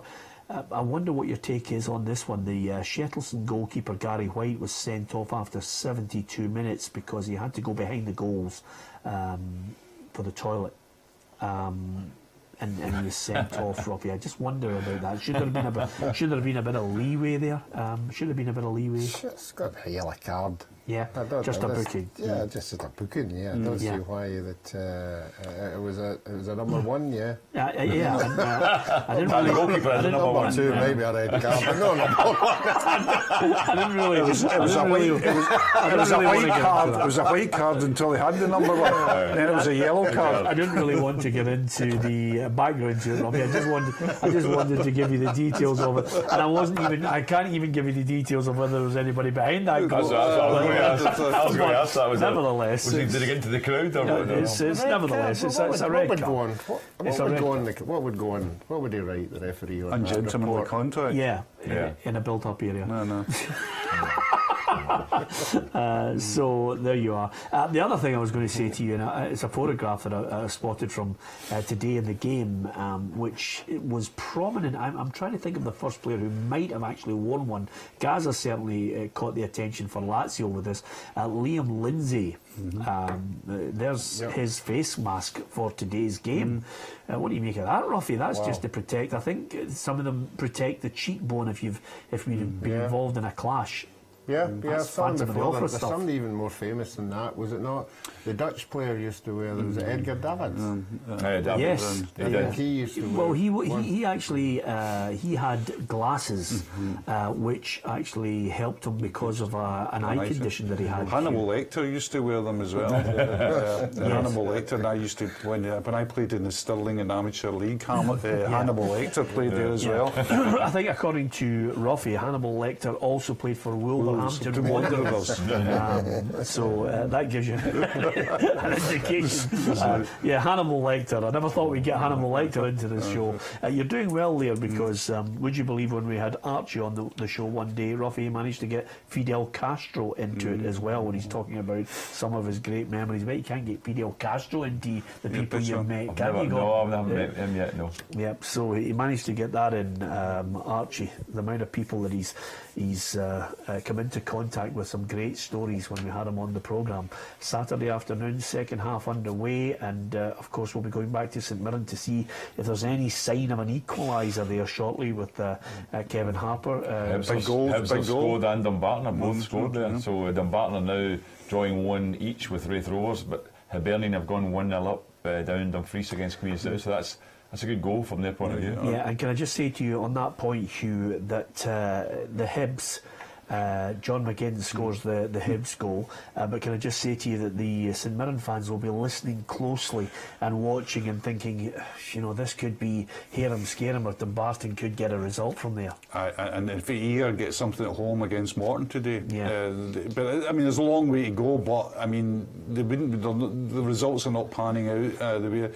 I think, of course, to rub salt into every other wound, it's John McGinn, former Saint, that's scoring for Hibs. And I mean, when you look at Hibs and you see the players they've got and you see the scorers, you just say to yourself, what are they doing in the Championship? A Scottish international scoring a goal for them, you know. I always like to read out some tweets from time to time, some that are sent in directly to us, some that posted by various people in the game. I think Gary Neville has posted, lots of people won't like this, but weekend teams usually mean young players getting a chance to shine. It's the right thing for the FA Cup. Well, that's from a former Manchester United player and a club that showed total contempt to the FA Cup. I don't agree with him. And he's wrong, factually wrong, because if you look at the Tottenham team today, there's very few young players. I mean, the ex-Rangers loan signing, Onama is one of them, but mostly it's players on the periphery of the team, like Vorm, Dyer, Trippier, Song. They're all Sissoko. Yeah. I mean, they're all part of the squad. Another factor here, I mean, St Johnstone have actually just taken the lead against Hamilton, by the way, but another factor about it is, see, when you're a young player and you come into the team, you want to come in and play alongside the established players, as opposed to playing alongside all the other young players that are getting a chance or reserve players. You won't show up as well necessarily playing alongside guys who don't normally play in the first team. So that's why I don't agree with that. Yeah, Wraith 1 to Martin 1, we gave you the details of that. Christian Nadi scoring the goal in that one. We had him on the programme, Ruffy. A lovely lad. Yeah, he was. You know, he was obviously there before as well and scored goals for them. So he knows what it's all about, and he's been about as well. You know, so the manager must have seen something in him, the style of play that they play, and again he's come up with a good. Yep, Michael McKenna scoring in the game between Montrose and Berwick Rangers. Maybe a nice and little fitting day if Berwick Rangers were to get a result today, Hugh. Yeah, especially looking back that 50 years ago, and people, I don't think people can, you know, who weren't alive then, I was, they can appreciate the seismic size of that shot. Yeah. They beat a Rangers team that year who went on to reach the final of the European Cup Winners' Cup. Yeah. And actually, you could say that Berwick actually denied Rangers a chance of winning that cup because, in an incredible sort of almost knee-jerk reaction, the Forrest and McLean, the two forwards, didn't play, and it ended up the Rangers played for 2 hours against Bayern Munich in a final, and without their two top goal scorers, and didn't manage to score a goal. It was Roger Hind. Roger Hind half was playing up front. And the other thing about it as well, I was quite amazed to find out, Hugh, that Jim Forrest was released after that. He was blamed for that game, released, highest scorer in Rangers history in a season. He was 21 years of age when they got rid of him. Astonishing. And they got to a cup final and didn't play either strikers in a European final. It was a total overreaction, wasn't it? And finished a close second in the league to the team who won the European Cup. Yeah. I know. Listen, let me tell you that St Johnstone's goal scorer Graham Cummins scoring there with his third goal of the season. He's given the Saints the lead in that match against Hamilton Accies. So really now we're just looking at Inverness against Partick Thistle, Ruffy, to see if there's anyone who can just get what would be a crucial goal for either side. Yeah, and I'm sure Alan Archibald would be happy with the point. I think we're all looking at the league now. We're looking at Rangers, Celtic, Aberdeen and Hearts. I think the teams down the bottom there will be just looking at the fixture list and looking at not when they're playing these teams, when they're playing the other side, run about them. Yeah. And they will be the important games. They won't be really worrying about Celtic, Rangers and Aberdeen beating them. If they can beat the likes of Inverness and Kilmarnock and Ross County and Hamilton, then that'll be where they'll be saved this year. They will be the really important, and I don't know what manager we're on, but he sits and looks at the fixture list and he looks at when that catalogue of games is coming up, and that's the ones that he actually focuses on. Livingston have gone 3-0 up now, Peter. And you know that's a good win for Livingston. They're top of the league anyway. They're well clear. They look like almost like tying up that league, League One. But you have to say that, you know, in terms of the other teams, Ross County today, a win for them. They already made the top six. If they were to win today, it would give them a little bit more comfort in that position. Yep, in League Two, it's Annan 2, Stirling 1. Smart Osadola scoring the goal there for Jim Chapman's side, so they are back in front in that match. Clyde 0, Arbroath 1 is a scoreline I'm looking at, Ruffy, because suddenly in League Two, I'm waiting to see who's going to make the charge as we head into the second half of the season for playoffs. It's going to become ever so tight and crucial as well in that division, and still Forfar behind the Cowdenbeath. Yeah, I think one of the teams we were looking at was Clyde. At the beginning of the season, we thought they would possibly win it in a definite top four, but the inconsistency there for the last couple of months has been horrendous, and obviously they got a draw in the cup. But again, another home game against a good Arbroath side. I think Dick Campbell's done well since he's went in there. He's got a fantastic track record of getting teams championship wins. So for me, Clyde have been the disappointing side of the season. But there's nothing in that league when you look at it at all. You take the fact that at the bottom of the league just now you get Cowdenbeath who are winning away against the top of the league Forfar, and above them is Berwick Rangers, and Berwick are also winning just now against Montrose. And between where Cowdenbeath are, Peter, and fifth spot Clyde, who are just outside the playoff position, there's only 6 points. Yeah, only 6 points in it between 6 teams. It's unbelievable. Scott Pittman scored that goal for Livingston, their third against Queen's Park. Queen's Park down to 10 men, and Livingston 3. Brecon 0. It's the Queen's Park game that I was going to say to you. Queen's Park down to 10 men. They're losing 3-0 to Peterhead. I think that could be a long afternoon when you're down to 10 men. And Gus McPherson will just be looking at the game through his fingers at the moment, wondering if Peterhead are going to take their foot off the gas.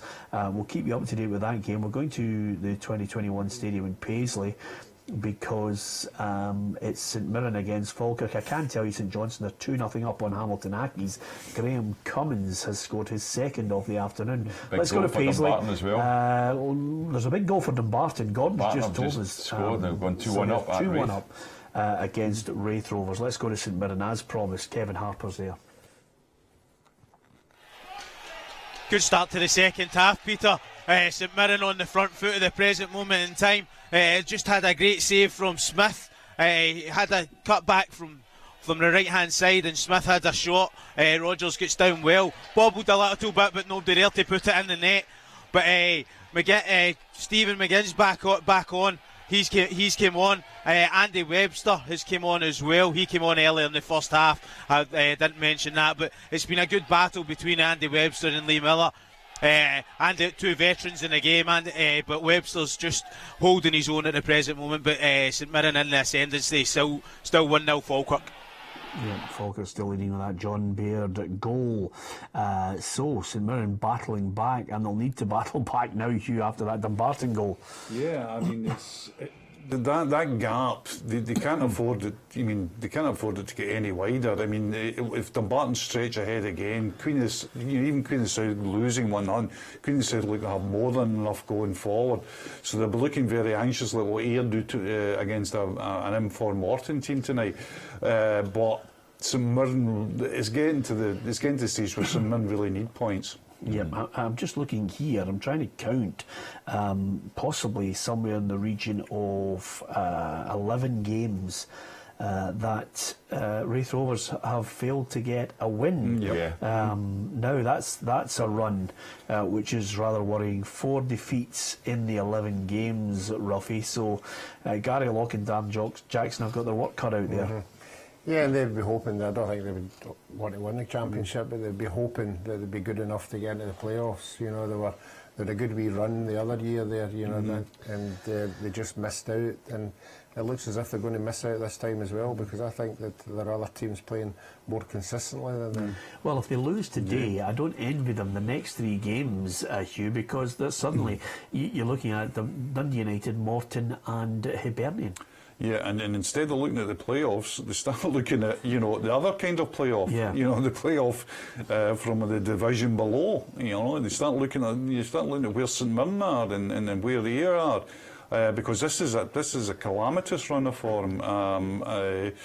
And from a year ago, when Wraith went on almost about this time, Wraith went on that long, you know, run of good results, wins and draws to push themselves up the league.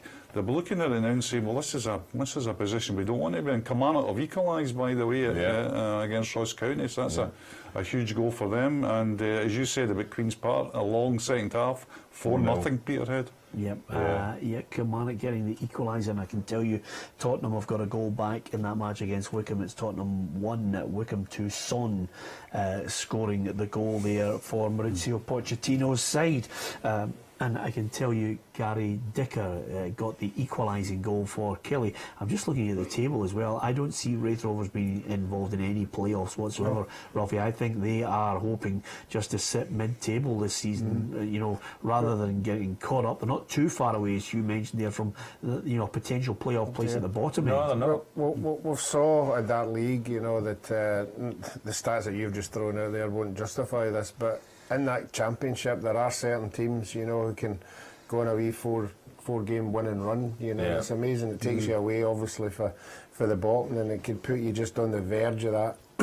Fourth place.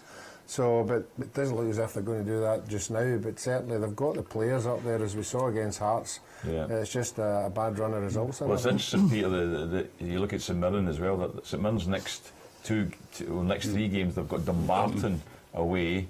Then they've got Dundee United at home, and then Ayr United away. So in 2 of their next 3 games, they're playing against teams who are directly as close to them And these are must-win games then when they play them. If they were to lose those games, the gulf that could grow then could be huge. Yeah, George has posted a message to us on Facebook. That's facebook.com/Peter and Ruffy, just saying, you know, the Scottish Cup's coming up with Hearts against Hibs.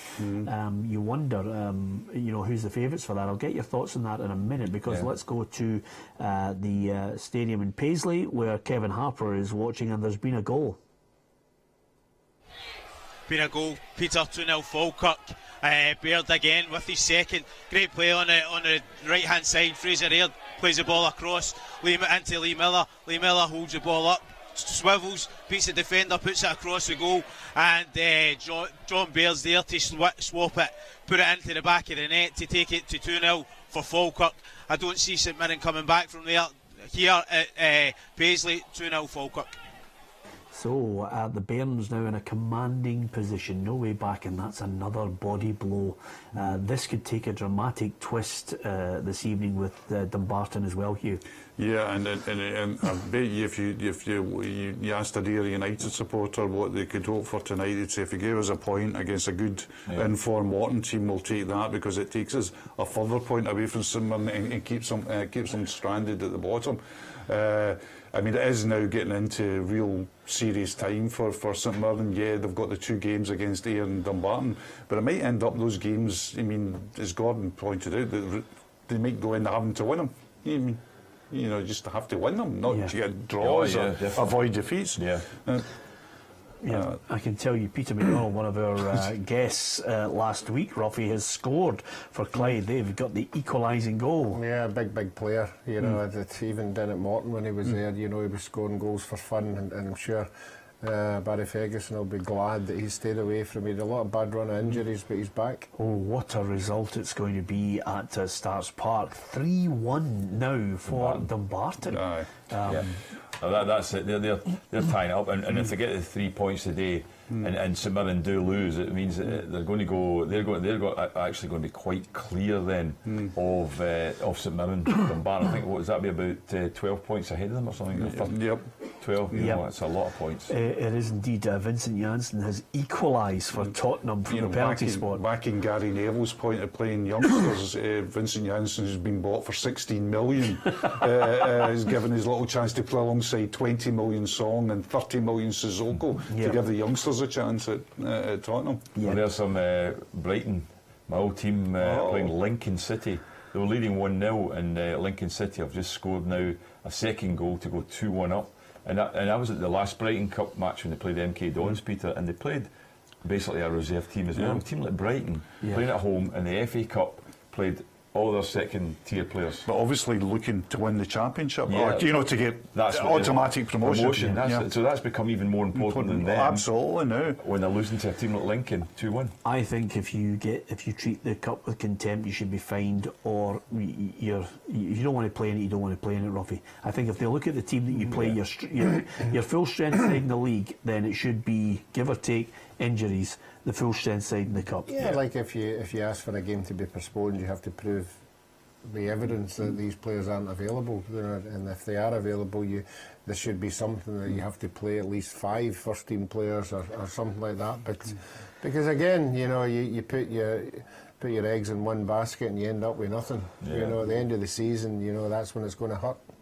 OK, Gregor Buchanan getting the third for Dumbarton in that match at Starks Park, and I don't think the Wraith Rovers fans will be too happy with a heavy defeat. It's not the fact that they're facing defeat, it's the fact that it's at home against a side that Wraith fans will be thinking they should be beating Dumbarton. Oh yeah, and Wraith fans will also be again looking over their shoulder, saying, if you know, this is a hugely calamitous run of results, where's the next result coming from? Because you know, St Mirren are you know, out of it today, and I think we mentioned this earlier. I think they're you know, in real difficulties. There's still that playoff thing. You don't want to be playing at the end of the season. But I think a playoff position. St Mirren are gambling on the playoff. I think that's where their best hope now, and hoping that they are the one that they can catch. Yeah, I think you're right.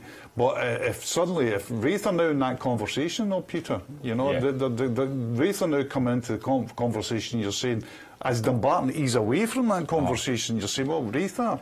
Well, Dumbarton, but this scoreline, if it remains there and Dumbarton win, they go a point behind Wraith Rovers. Yep. And if Ayr United were to win as well, they would go 2 points behind Wraith. So Wraith then come right into the equation for, most certainly at best, they're in the equation for a playoff place, aren't they? And that is something you just don't want. No. Rochdale 0, Huddersfield 2 in the FA Cup. There's a great name from the past as well. Huddersfield trying. Bill Shankly's first managerial club. Dennis Law. People forget Dennis played there as well. Huddersfield Town. Yeah. I mentioned yesterday on the programme, Gordon, a player that lots of people will know, in Nobby Styles. They've tried to raise a bit of money to help him, and he's in a care home now. But just a wonderful player, when you think of Nobby Styles and what he achieved for Manchester United and for England. Yeah, I mean, he was not considered one of the great players in terms of ability and his touch and dribbling and all that sort of thing, but he was considered one of these team players, the type of guy you need to make the challenges, win the ball, and then give it to the Bobby Charltons and people like that. So Nobby Styles, he was a constant player for Man United through their great times. I didn't realise that he was in. He was in a care home. What is he in his 70s now?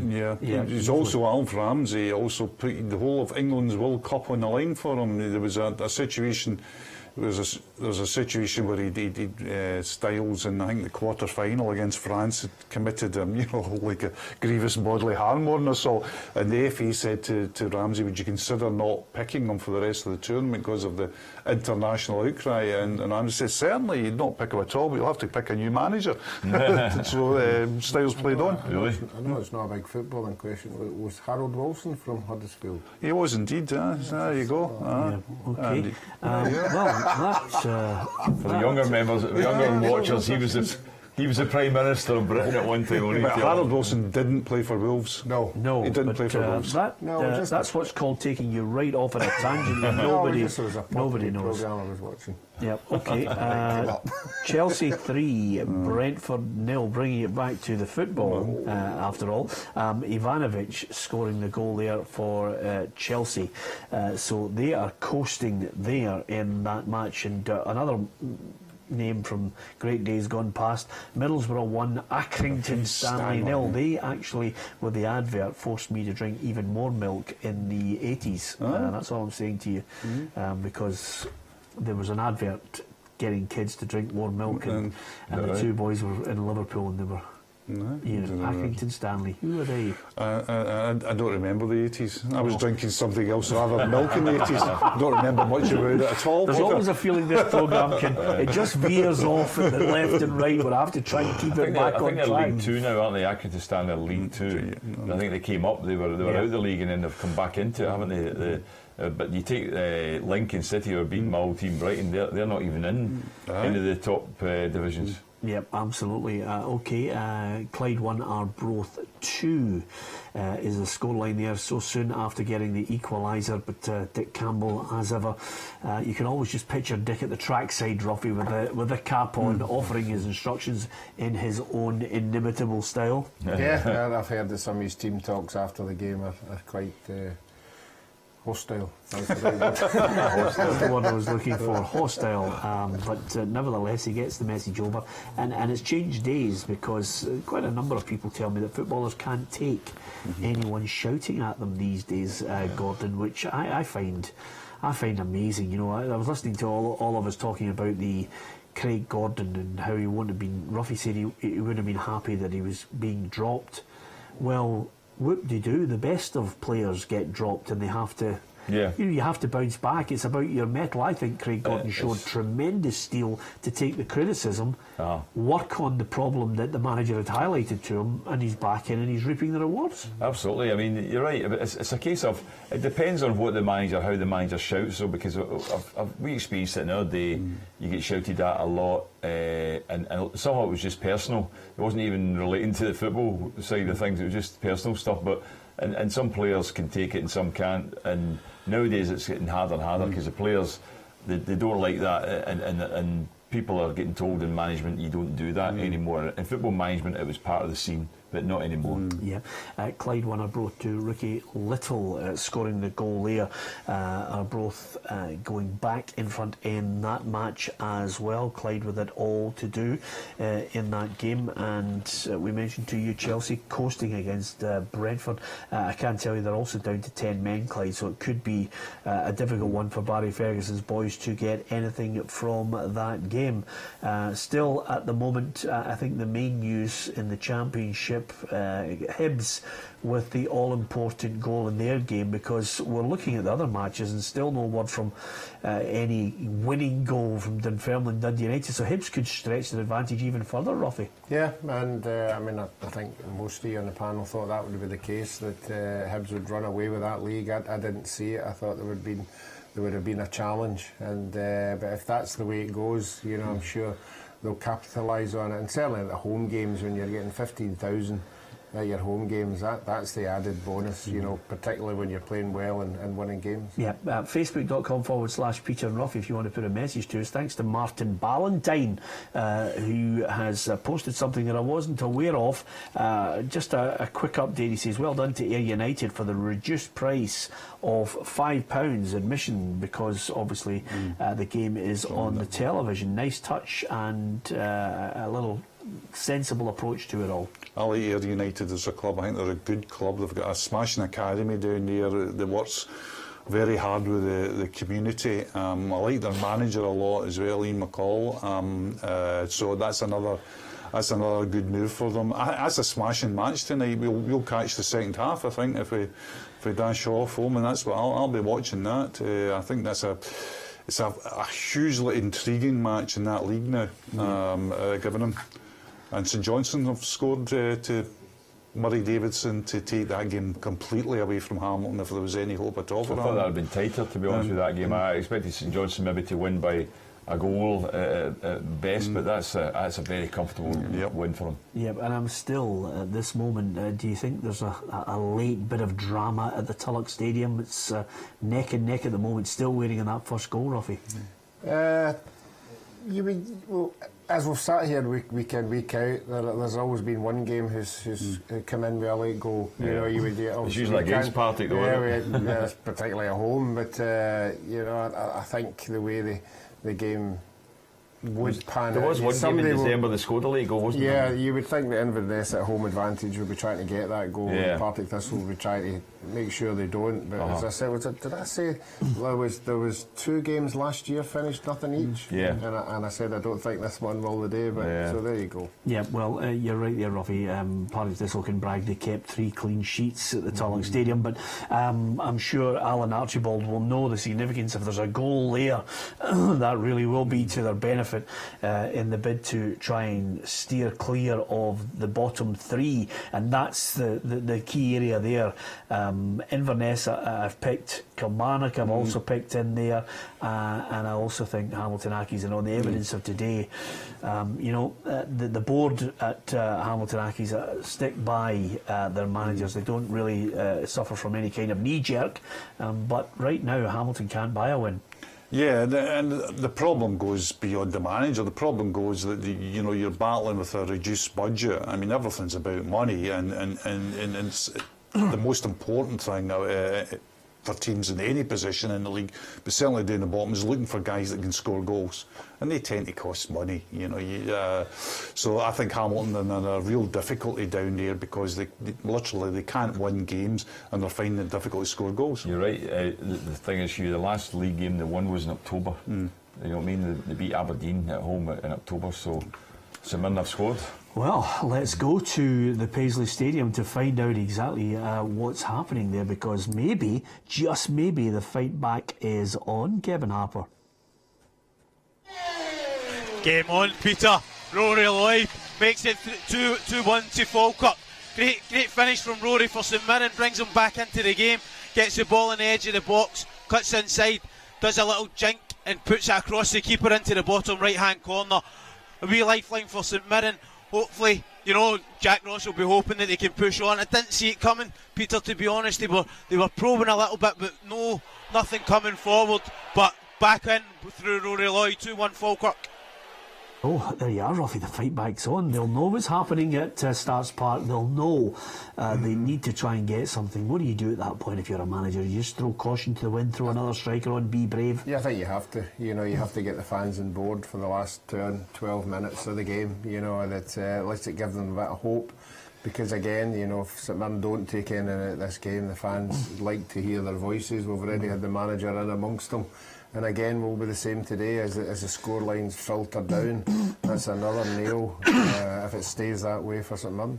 Yeah, and with regards to Hamilton Accies, even if it was a 4 or a 5-0 defeat today, it's the one club where I don't see the board taking any kind of action against the manager. I think it's just in and that's it. You just have to grin and bear it, despite the fact that there are actually Hamilton Accies fans who were going to protest at the form of the Accies this season. Yeah, and I'm all for fans having their voice, and they'll see the team every week and they'll have their own concerns and they pay their money, and that's fine. I wouldn't criticise them for that, but certainly from looking out on the periphery of this situation, it's not a huge surprise. If you're selling your best players, if you're, you know, your whole business model is just to bring through players, you don't have a great recruitment budget, it is no surprise that you're at the bottom of the league. Yeah, just sometimes I think the expectation level, you know, can exceed the reality, Ruffy. And, you know, it's like we had Ali Crawford on a couple of weeks ago, and he was talking about the fact that when he scored the goal that defeated Celtic at Celtic Park, when Hamilton Accies won it by 1-0, they were 6 points clear of Ronnie Dylas Celtic, suddenly at the top of the league, you know, with some talented players and a talented manager at the helm in Alec Neil. And suddenly, I mean, I think Hamilton Accies 10th, 11th every season is a major success, even if you can, you know, win it over 2 legs in a playoff. Yeah, it is. I mean, you talk about, I think, a lot of clubs benefiting their crowd. I mean, I've already touched on Hibernian having 15,000, 16,000. I think Hamilton Accies, if they get near 3,000 a normal game, it's a bonus. So, and I remember talking to the boss of Hamilton saying, look, even though we got relegated and we go into the bottom division, we won't change. We won't change the philosophy of the club. We will bring players on, we will sell them, we'll bring other players on and we'll sell them. So it doesn't really matter what league we're in. Yeah. You know, obviously it's better financially if you're in the Premier.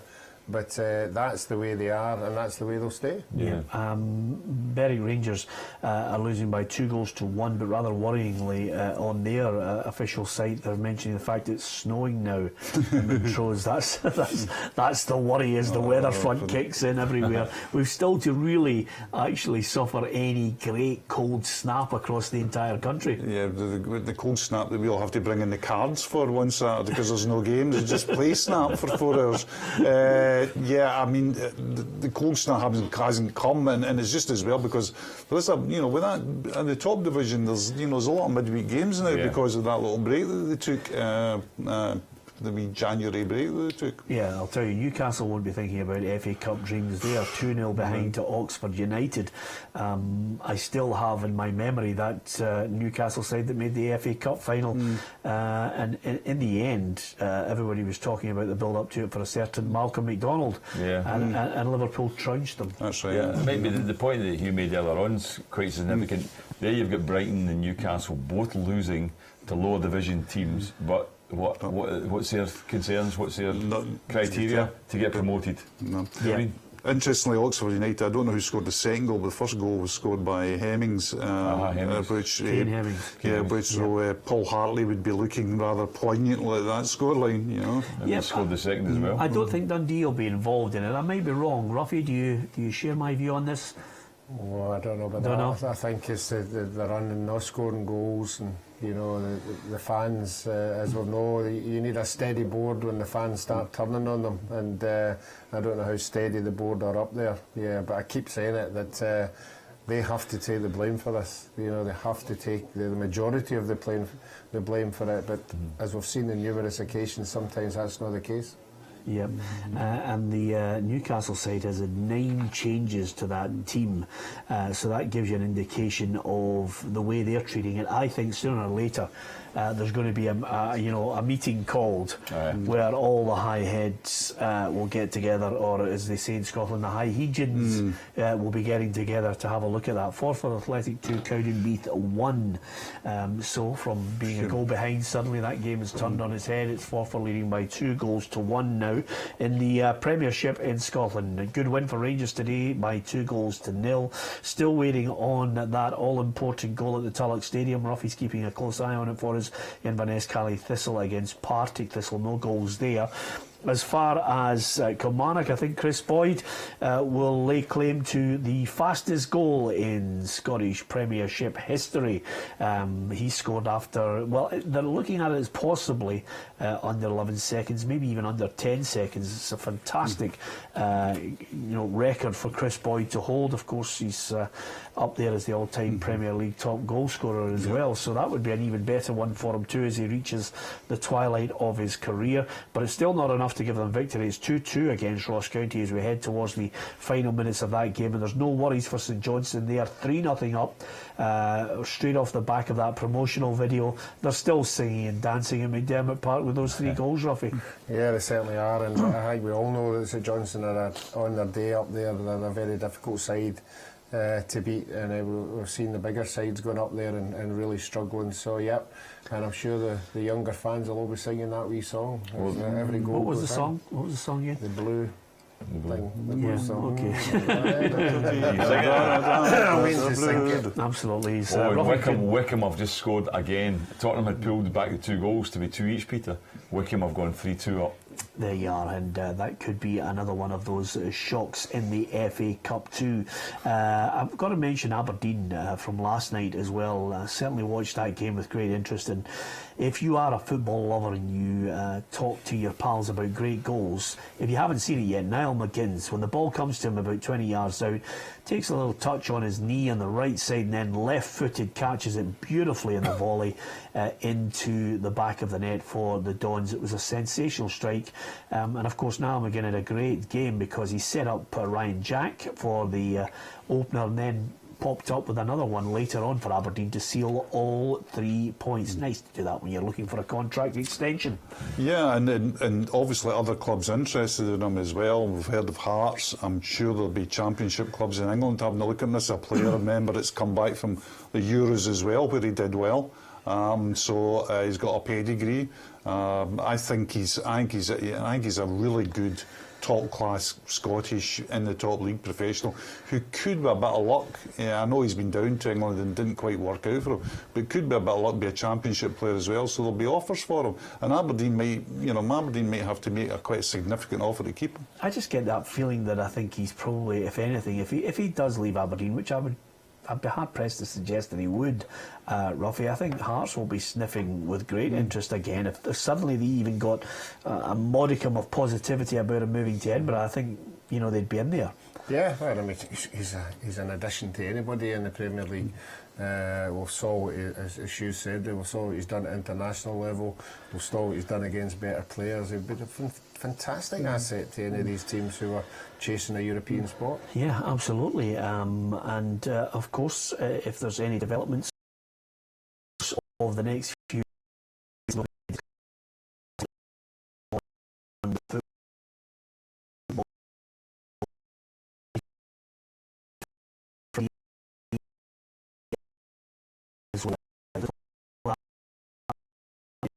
special on the way to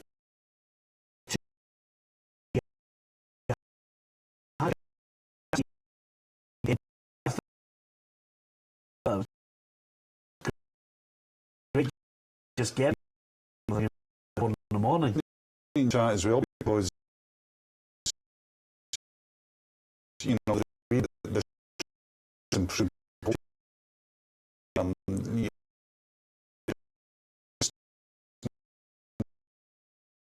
through the way dynamic of the game has changed.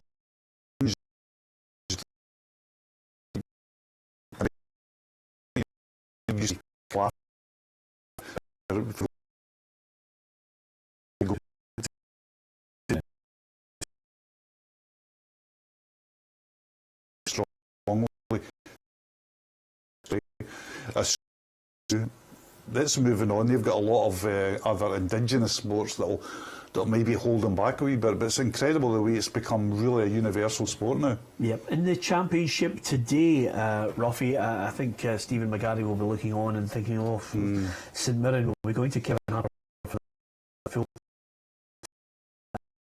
analysis.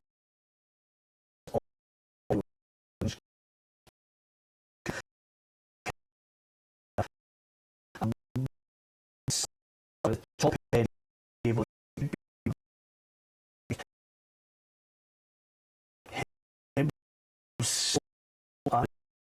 in their match against the South, which is never an easy place.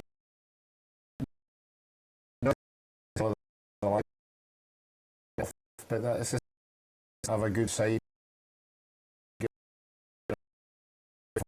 And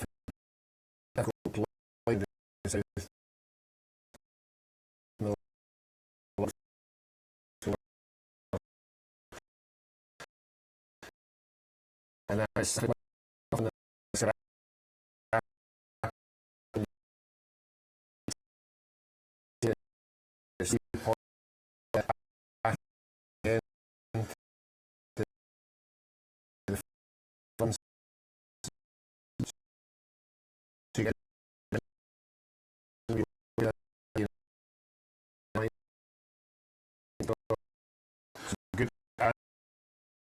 And it won't be fielding a weakened team. Done that earlier.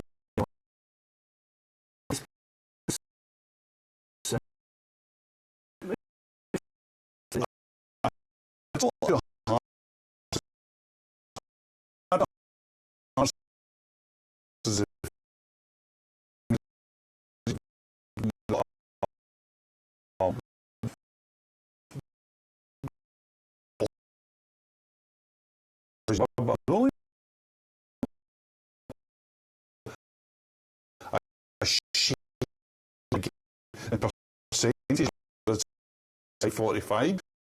And Hibs could push with it. There's real quality.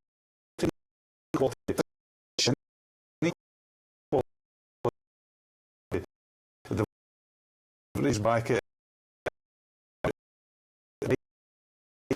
holes in the team. You can play Hole or Graham or Cummings. I think Hibs have caught up with Hearts just now. I think that I think there would be nothing in it. I mean, you only need to look at the Hearts. They couldn't beat Wraith Rovers over 90 minutes. Wraith Rovers are losing today at home.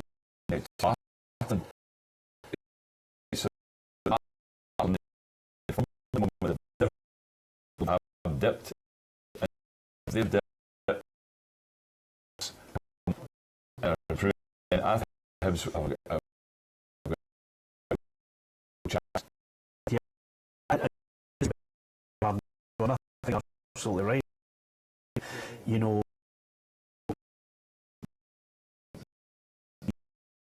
can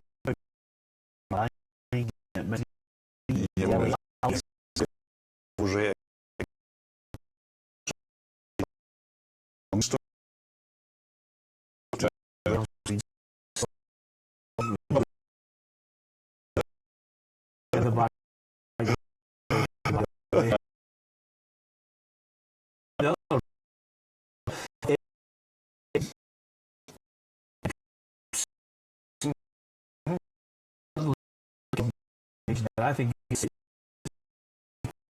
to class that game to be honest.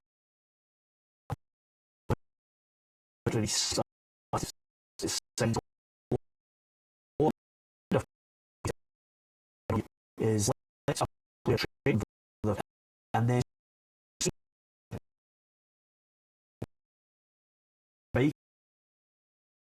from still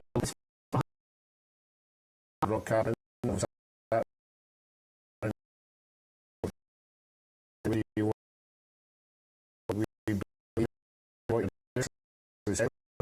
Change the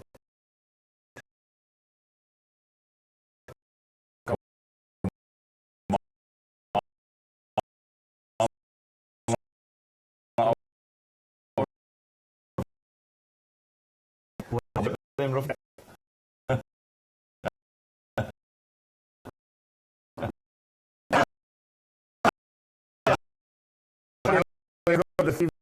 For an away win, if Yes. I remember. Yeah, Yes. well, Not like that one. There'll be other days. well, absolutely. I think I called Hibs Ruffy, and it looks as if that's correctly. Yes, and I have Elgin on our coupon, which is correct. So Yep. we're really just waiting on the 5:15 game. Yeah, and you did it on your when you get on your to tell us all about your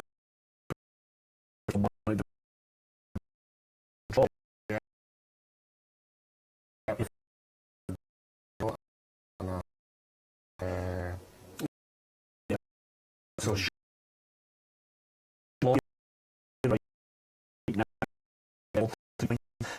and I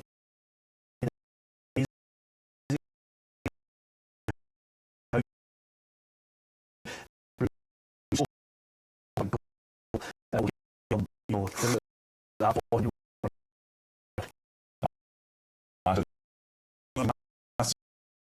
So not just that, Peter, they go to the bottom and they catch Ross County.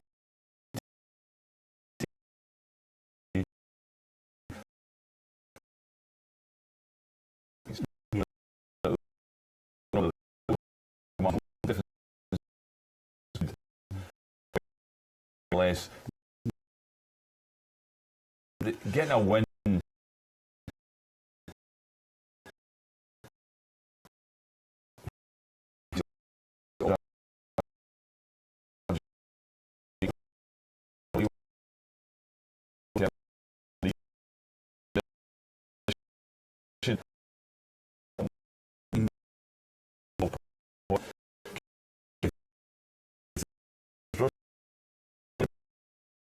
in that top 6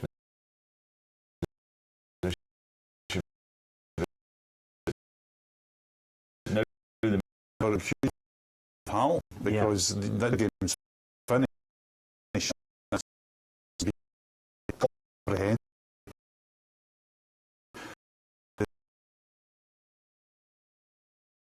Again, just will be off a great win. yeah.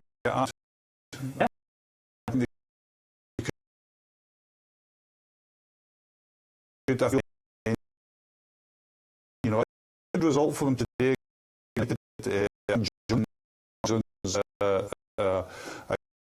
They've got a good support, good Byron. I wouldn't rule them out of a playoff spot, no. Peterhead 4-0. That game's finished against Queen's Park. So Queen's Park down to 10 men in that match, and eventually Jim McInally well happy with that.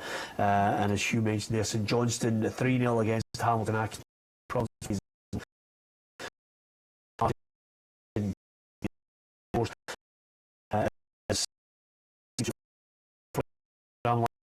Last day.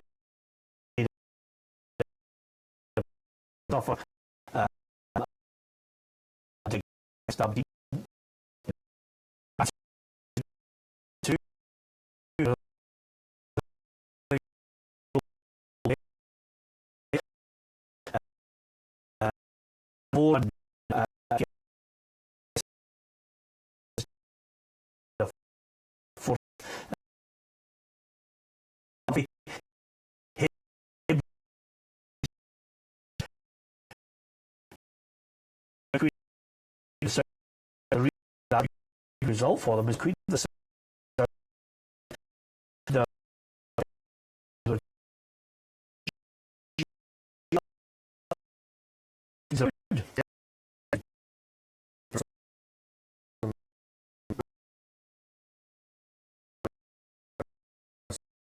So are they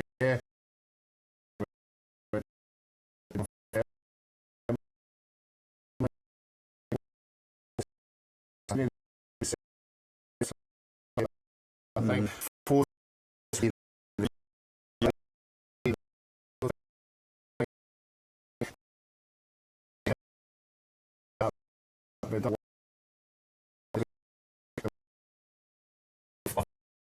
think Morton of United, but I think the team will be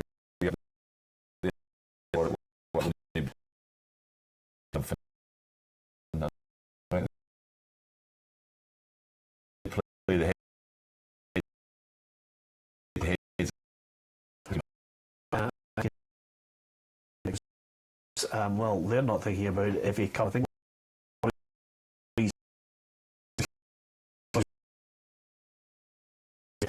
division.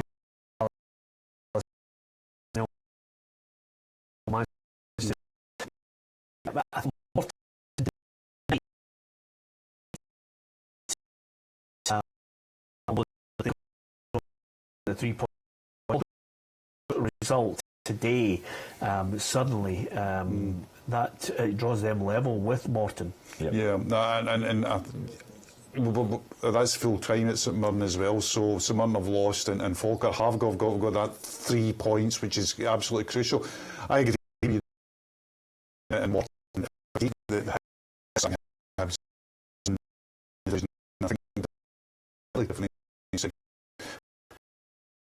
best shot.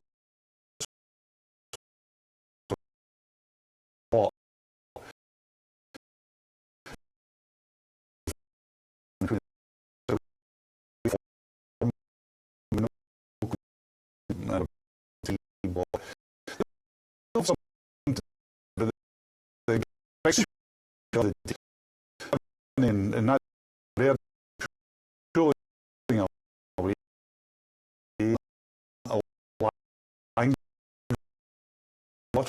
And the big story in the Premiership today is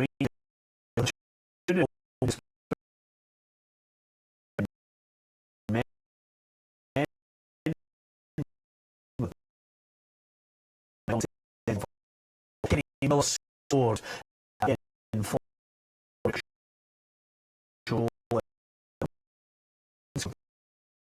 and Mark Watt about the first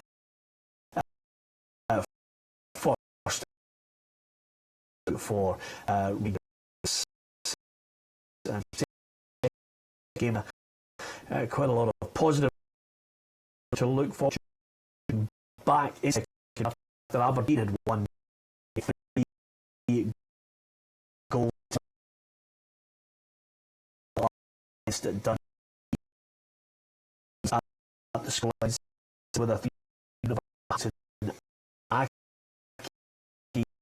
and looks as if we're fast approaching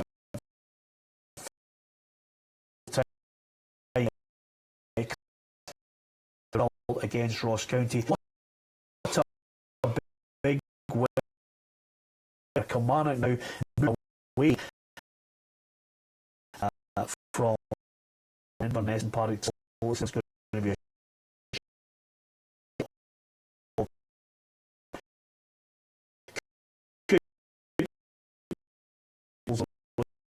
for or indeed Partick.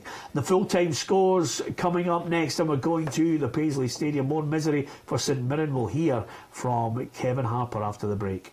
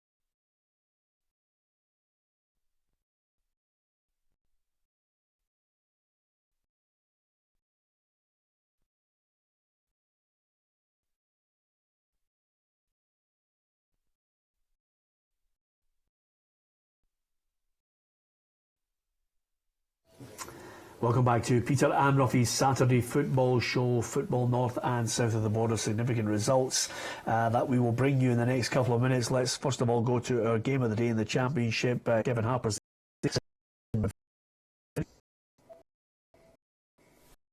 finished here, Peter.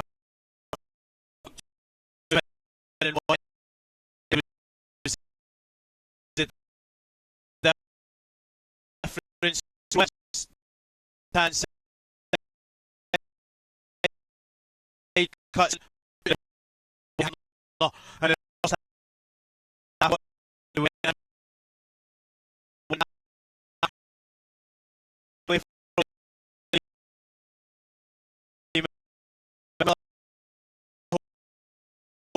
Jinx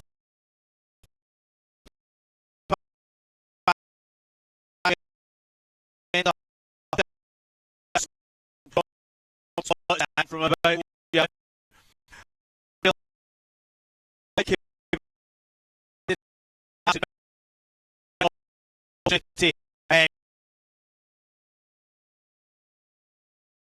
cuts in the bottom right hand corner.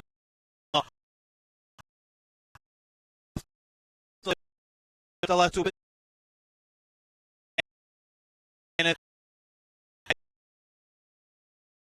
Quirk 2, St Mirren 1. look like John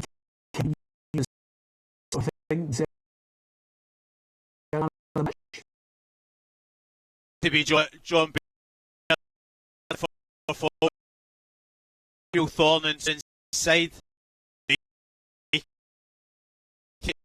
He's going defense a few minutes. Okay.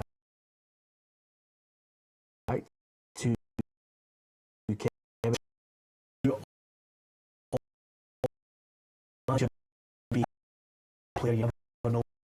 We may even have one with us as well. Let's go through across the country in the Premiership in Scotland. Aberdeen 3, Dundee 0 from the Friday night, and the early kick-off today. Motherwell 0, Rangers 2 up at the Tulloch Stadium. Inverness Cally Thistle 0, Partick Thistle 0, Kilmarnock 3, Ross County 2, and St Johnstone 3, Hamilton Keys. In the Championship,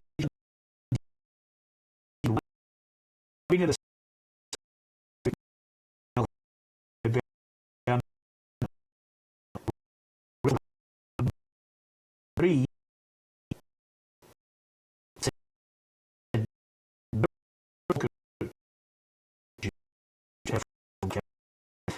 United again is quarter past 1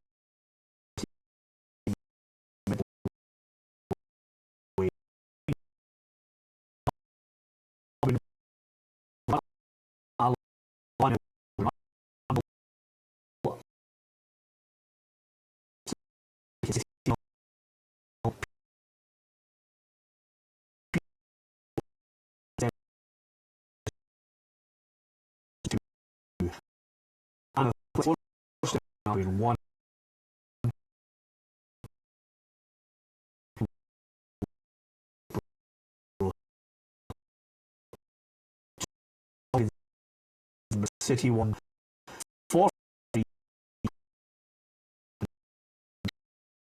shows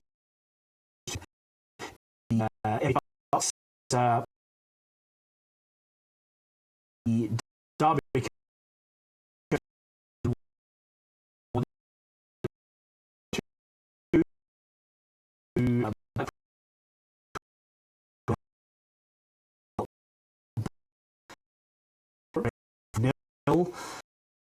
nil Manchester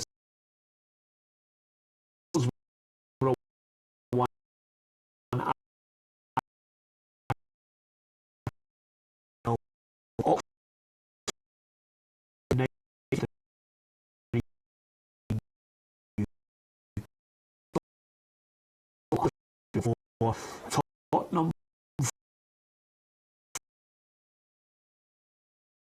4, the 5 kids out.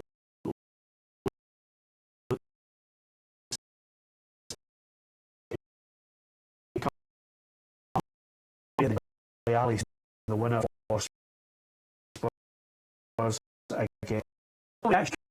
After the break.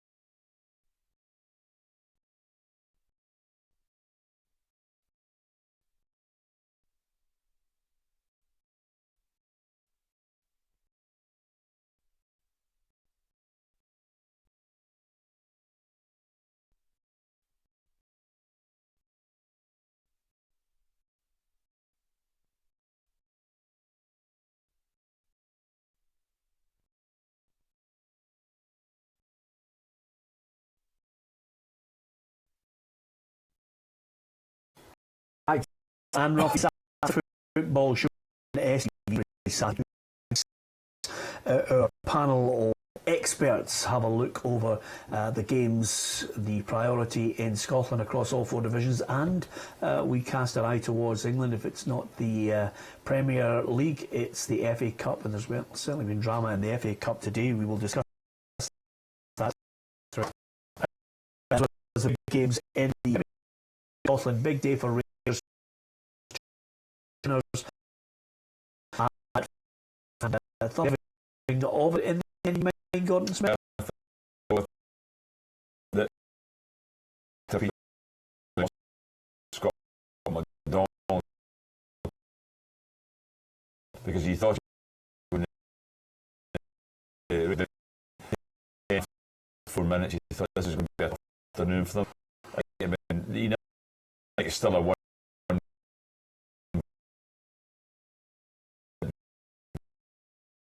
Very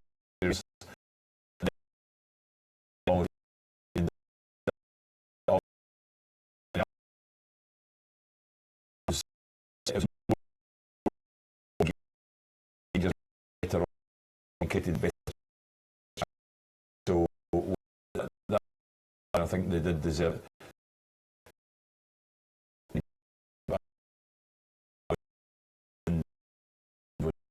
Yep.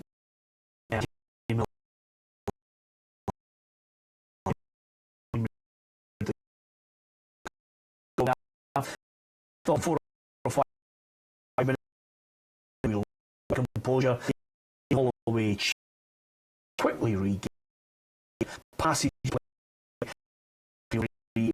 find blue shirts, and this was even done with 10 minutes. We dominated Michael Halloran.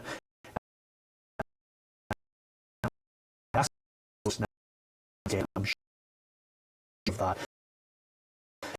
We'll fail for going have given the result. I mean,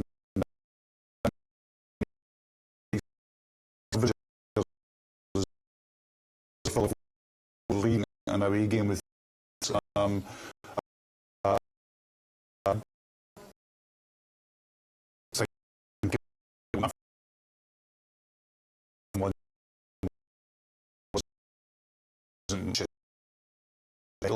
did deserve a red card under the present rules, and he was a bit daft to do it, as was Scott McDonald was daft to do what he did. But that's a really important result again. It just underlines what Rangers are about. They're still very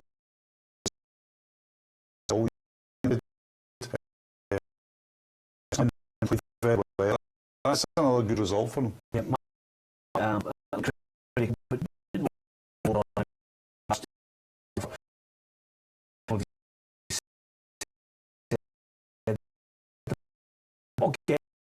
His foot's on the it's not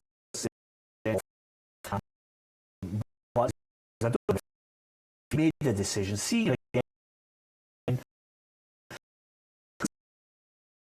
things up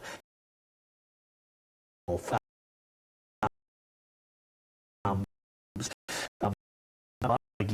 he just his decision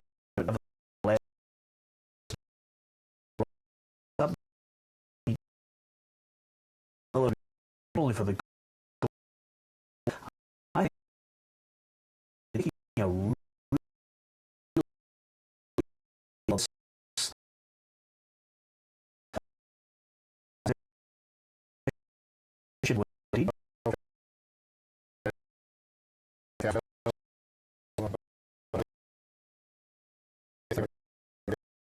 games coming up.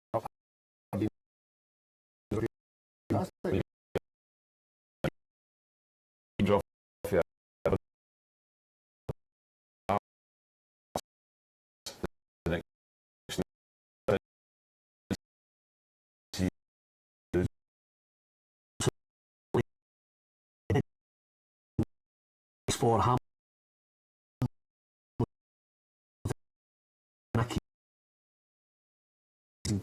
amazingly, but Inverness rooted to the whole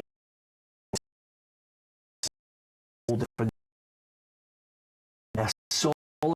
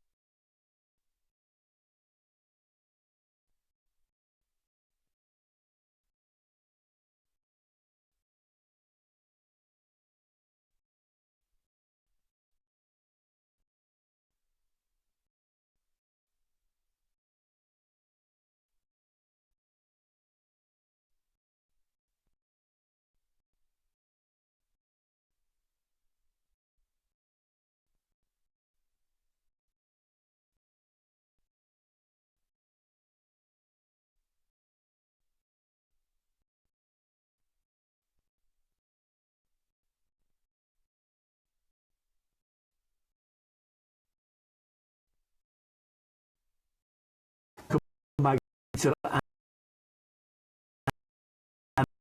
office starting keeping up to key games across all 4 divisions in Scotland in the Premiership. Rangers with a good win against Motherwell at Fir Park.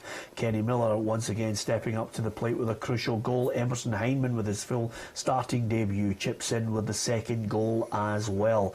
Elsewhere, Killie with possibly the fastest ever goals in the Premiership. Chris Paul at the end. And so over Hamilton Accies, a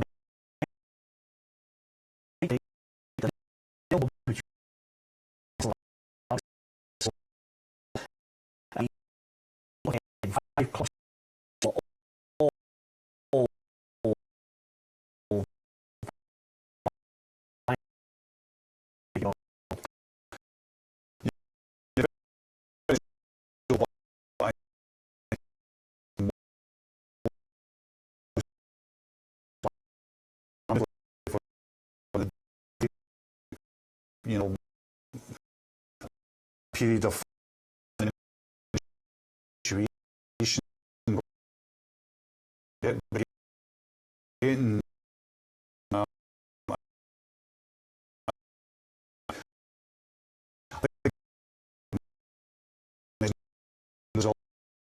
today, the manager was talking about and now as a against a team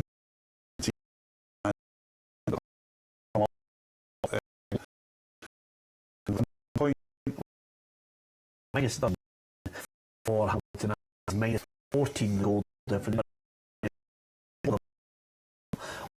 on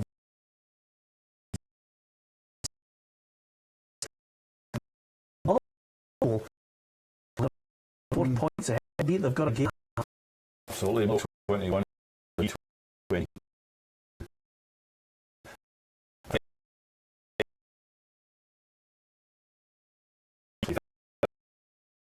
Top 6 to the different and who'd win the which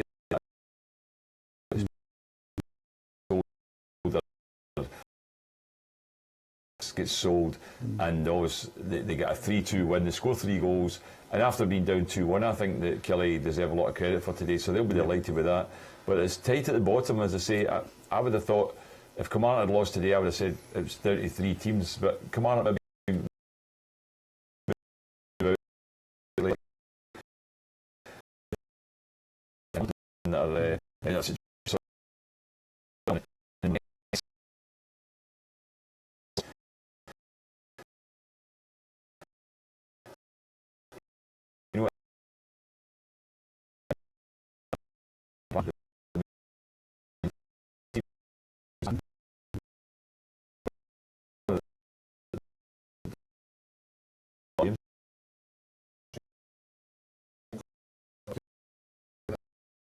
Some of these games are rough.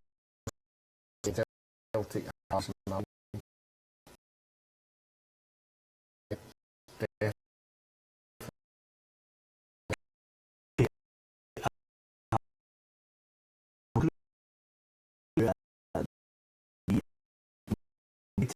To say that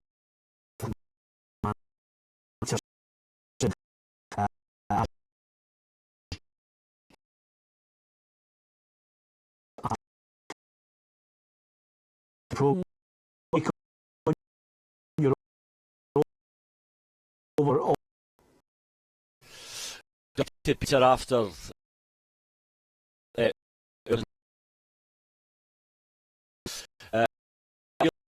really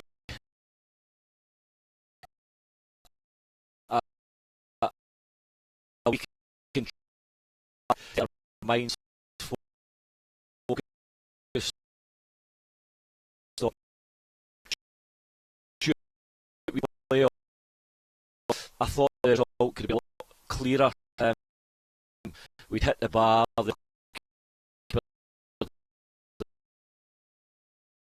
save, so team. John Baird scored also. Was mentioning the fact you got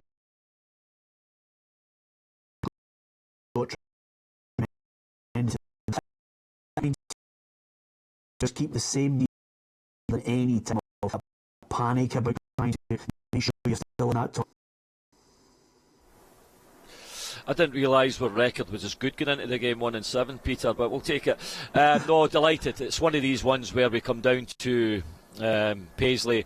St Mirren are desperate for points. They've just made a lot of signings. They've probably spent a few quid to try and bring people in who are very, very good players, and see their chances against a team.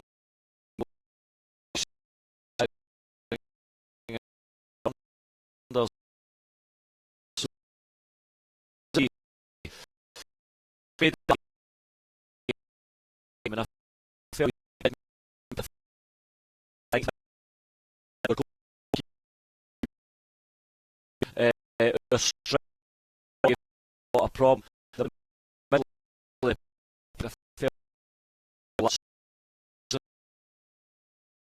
No, there's always it's a problem because you're in your box.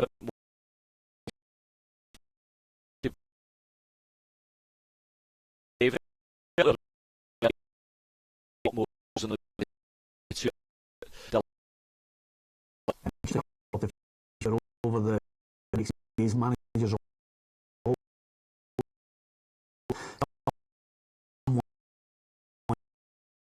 one of the fans excited because they yourself be intent to make what you have. I'd love to strengthen all the directors. What we came in a lot of spin.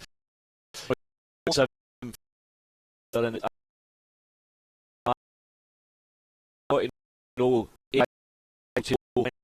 take a Falkirk side, not hitting the heights in many ways, and done exceptionally well. I'd love to blood new young players like Tony when things are going well, when the team's playing well. Last year he would have walked into the Falkirk team and settled in, and probably Luke Leahy would have found it back in. But no,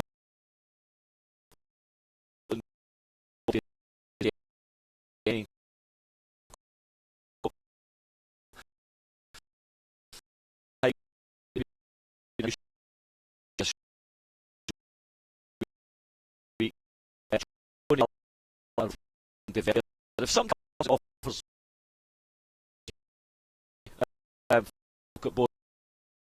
but trust me,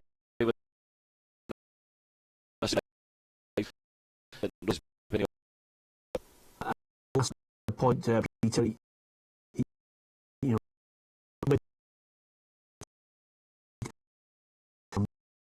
the to make sure that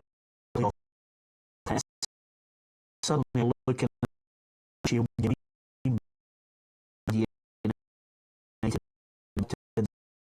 it's coming up over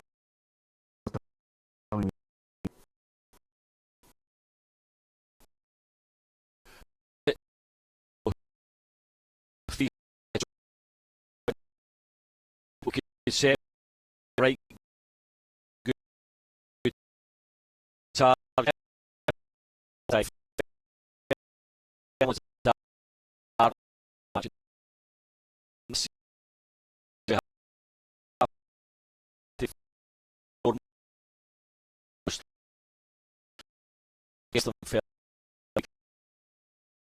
Exciting games.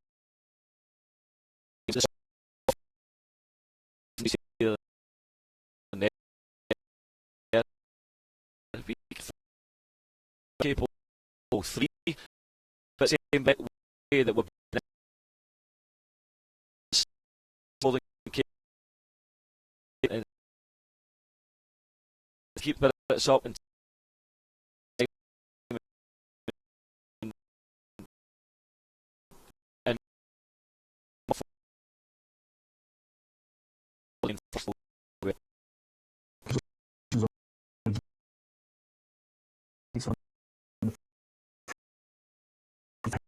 person there. You know, I think when you look and you get down to the nitty gritty, when you have guys like Peter there with the experience, that's where that final, you know, batch of matches is invaluable. Getting his experience. Absolutely. I mean, he has been manager of the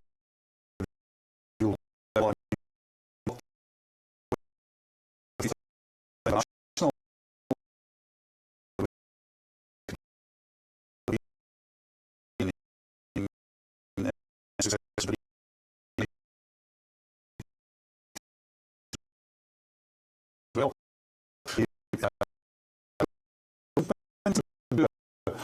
if he's next as a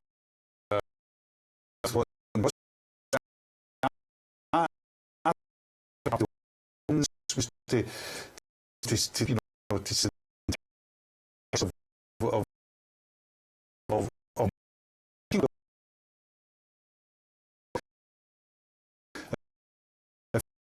exactly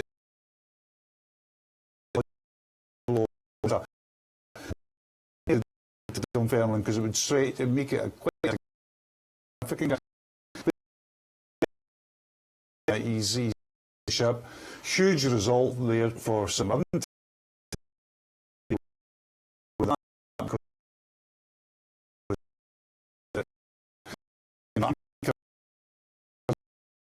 Really good result. You know, Peter.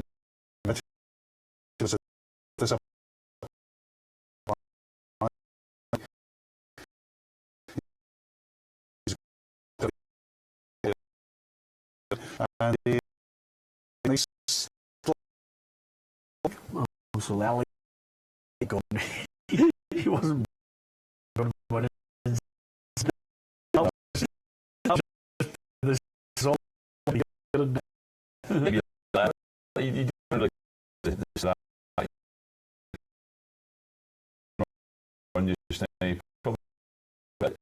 It's a good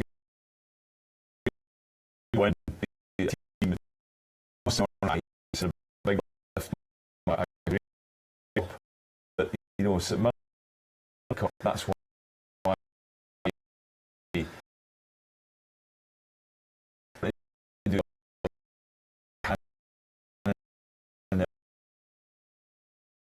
thing for them is start winning league games, and it's just not happening for them at the moment. And you know they need to. You know, tonight's game with Tooney and Morton will be crucial for them as well because there's a 7-point gap as it is, and if Ayr United were just happen to win tonight, the gap becomes 10 points.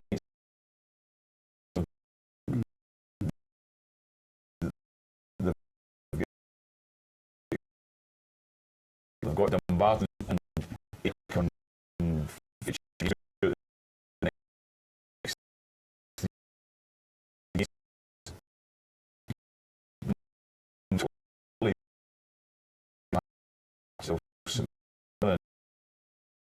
Yeah, but I love the difference between that and St Mirren and albeit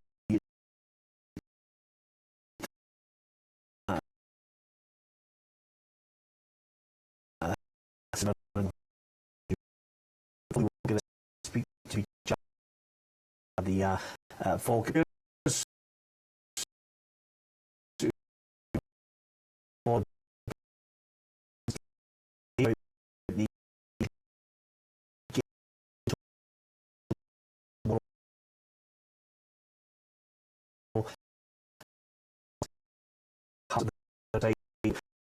I think the end of many equal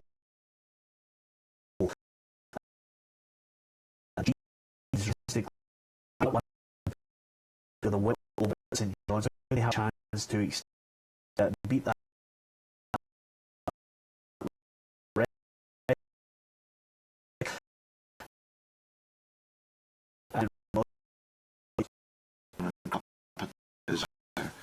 To go,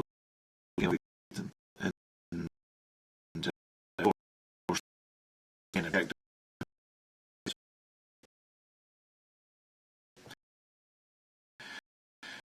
we can be it's a long game for us.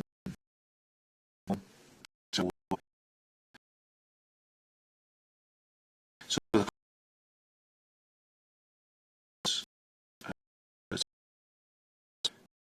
that will be the consequence of performing well and winning. And the team has showed, the squad has showed domestically they've had a great period now, but we want to sustain it, and that's something that is important for us. We know it'll be a tough game. Yeah, Brendan, 27 if they can avoid bars. You know, you've scored in every league.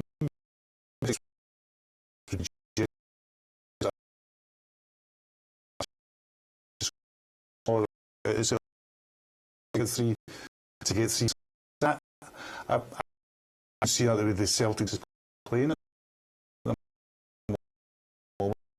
It's underrated, you know, because six defensive coming back.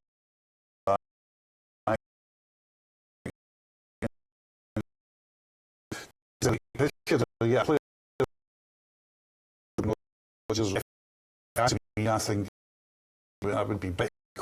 Celtic would win tomorrow. It's a great in the faith rock there is the main have written off. And I don't hope for 20 cast.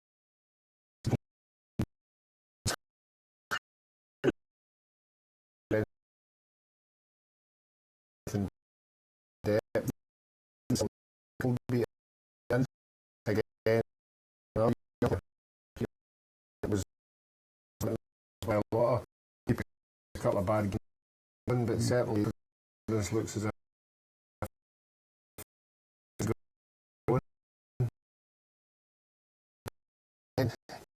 going to get in that position. Yeah, that's a team for it's almost like a final type of thing at Celtic Park, because they create a record, and you know he was saying that's his motivational thing for these players, isn't it? Yep. You become a Celtic legend when you do this. You become part of a team that's created a new record of wins above even the team that won a European Cup. Well, it was good. You know, everybody's talking. He's able to compare.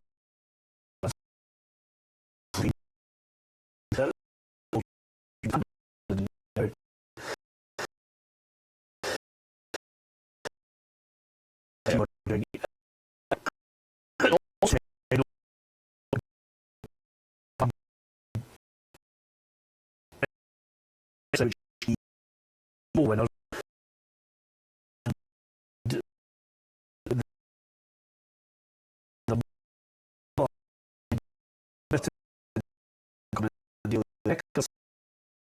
He mentioned that there are only two players who can't get into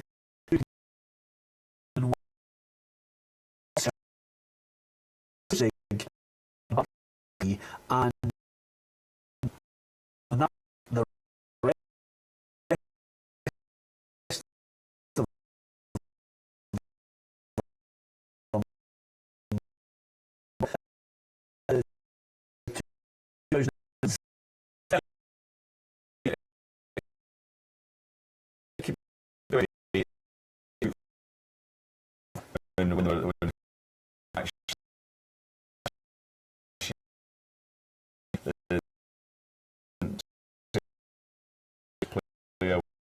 when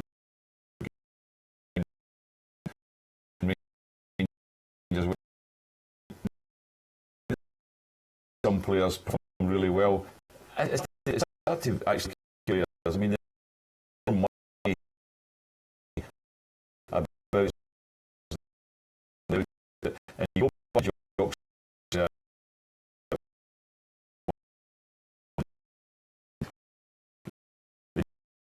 you got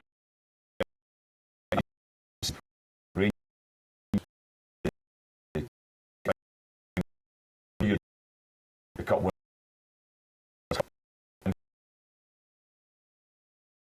Fairs.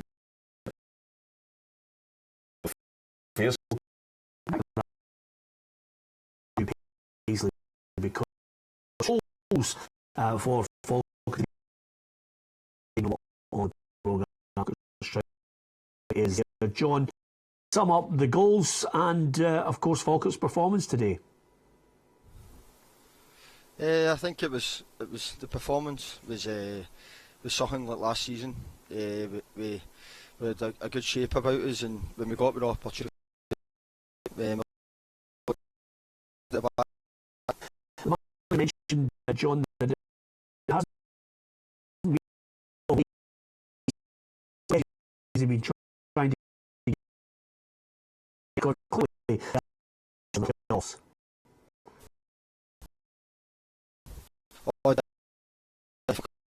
Aren't in the playoffs this season.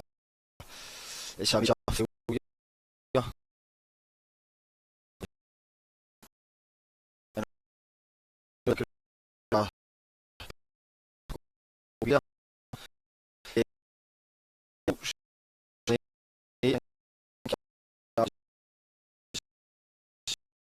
Winning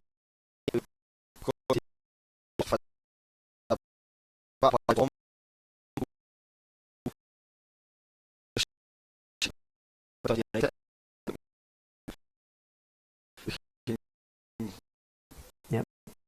Always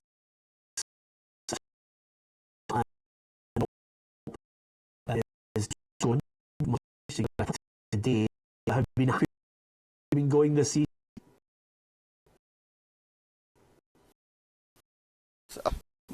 form wise, yes, but more. I've not. One of the strikers, if I get up for goals and win it, I'll get the target I've aimed for. The bus there'll be no new. You look at the squad they have there, barring some maybe coming in and get one of the crucial players. Do you think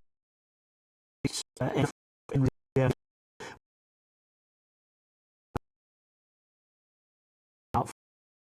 final? It's well documented that the manager would like to maybe bring in somebody to freshen it up, but if the budget's spent, that's just the way it is, and we'll need to go with what we've got. But I'm very confident that we can get where we're aiming for, and we'll take it from there. Yeah, and with that, John, last on the back for 25.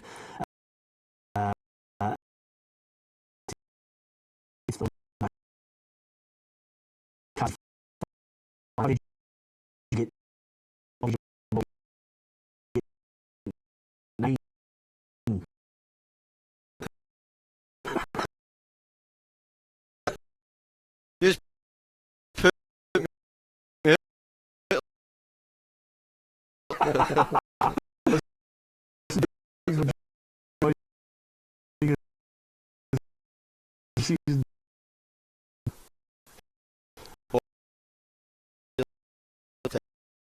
me top scoring just edge there off.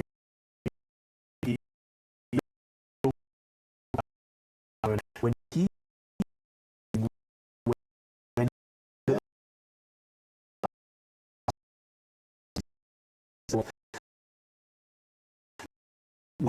will score.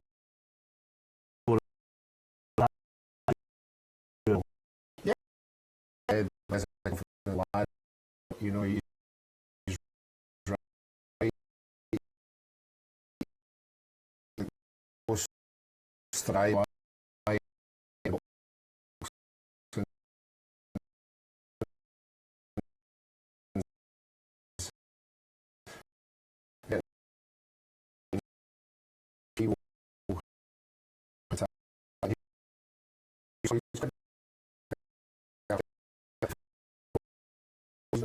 and you were kicking goals.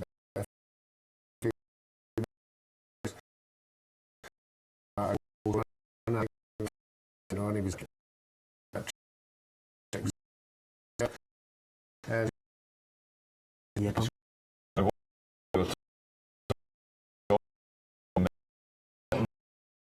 a marvellous goal as well.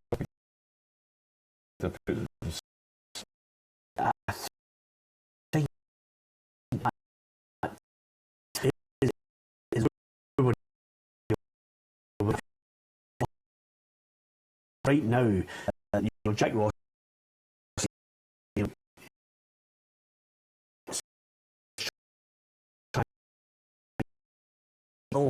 big car tonight, wondering how Ayr United have gone on against Morton. He needs them to lose. Yeah, even a point from Ayr, particularly now that they're 1 goal down, of course, but even before kick-off, I think Ayr would have been quite content with a point, against a good Morton side, because a point then takes it into,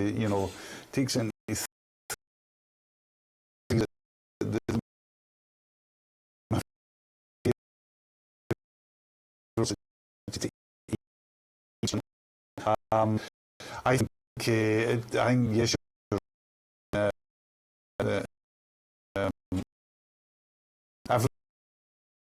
everybody we going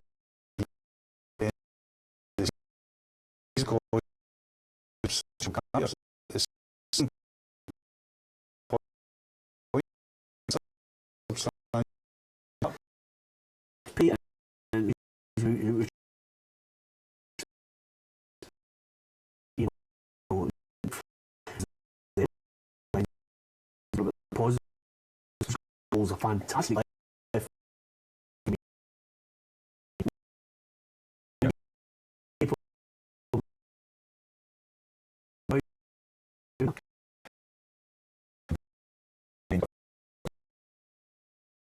It's a good point you made.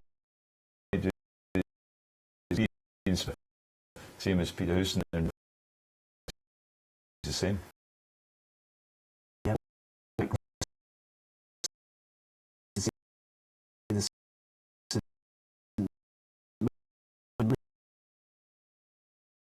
I know you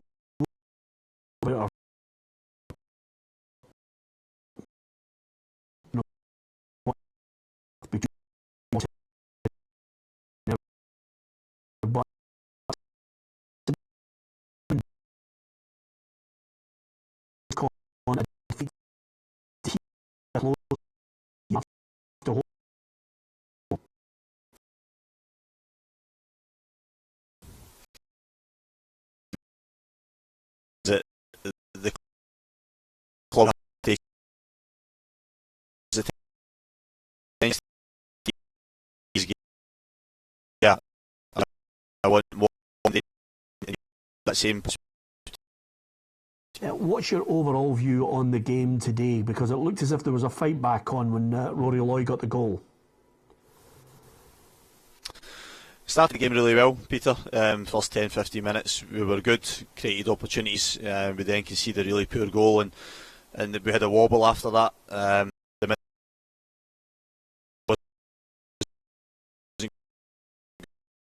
good enough from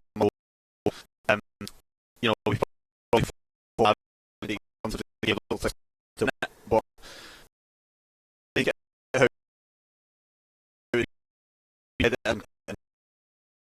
games that are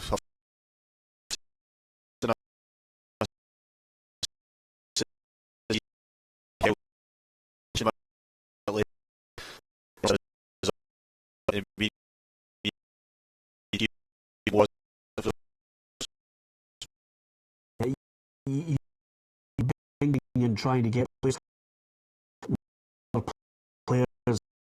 have you work with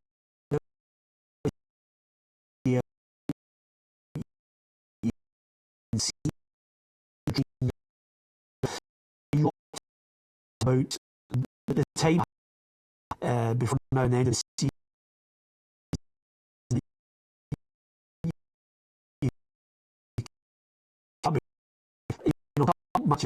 you get two wins coming up against Barton.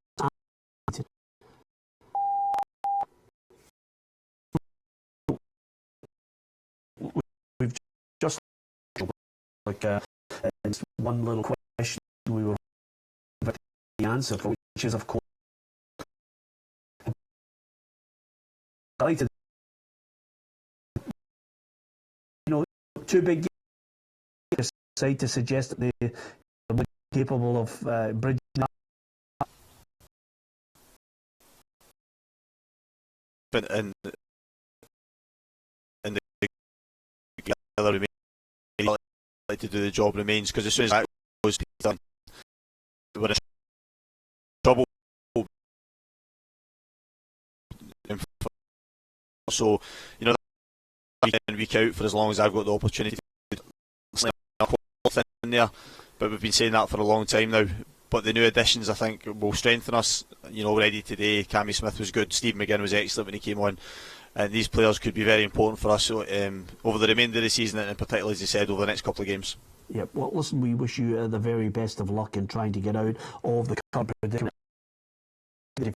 Thanks very much.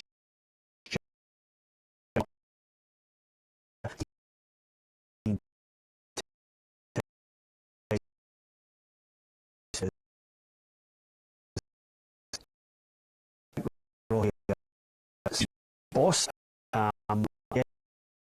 coming up to 90 point there.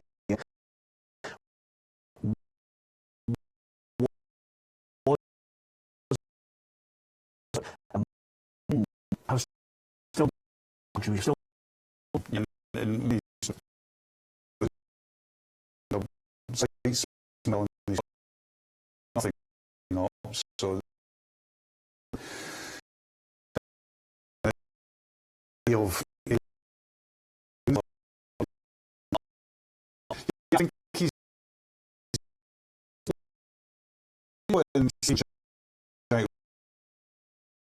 manager.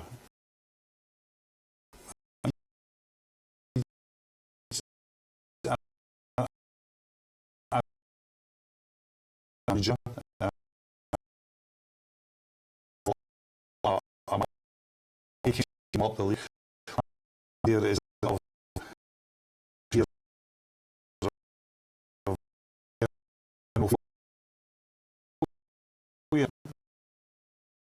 there's not been because of so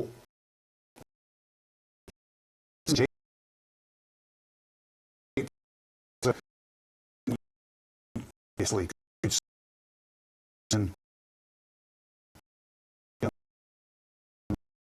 the goal Smith quite smile for him. You can look at his 11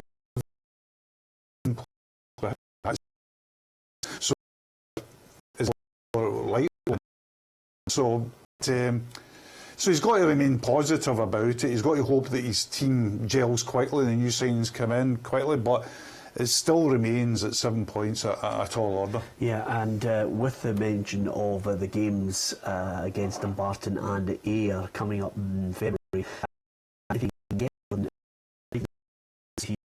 he's got at New St Mirren Park coming up.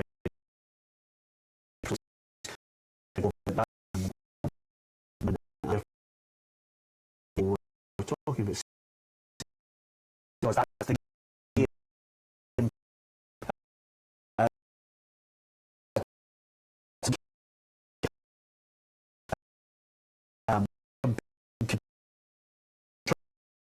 We've always down through the year. This because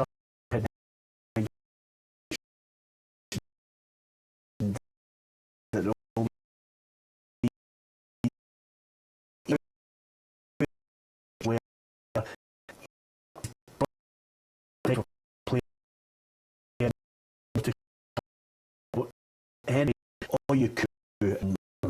One of the players that he's hoping to add maybe before the window closes. Again, you know, it's about depth that Scotland looking at.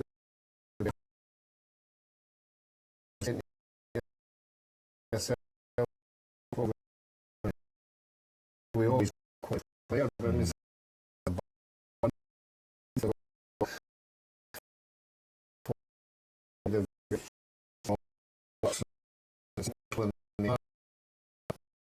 what do you think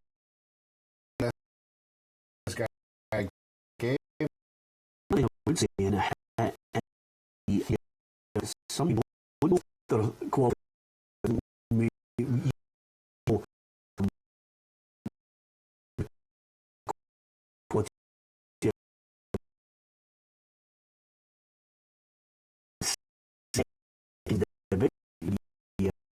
A part of that's going for the treble this season. You know, only time will tell if they manage to get him.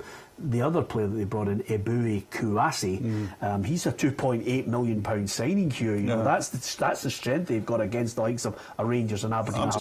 Yeah, they're building strength. I know, you know, there'll be skepticism.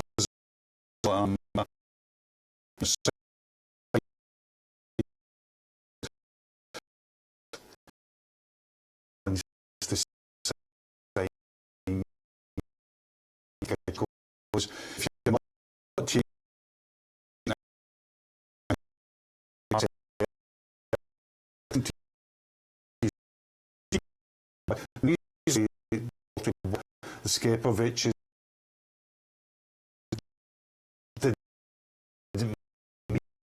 so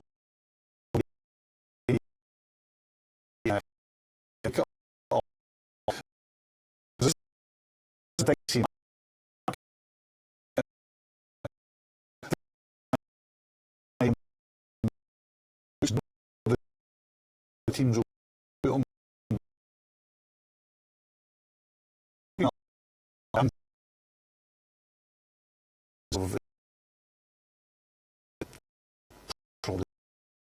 and it's, you know,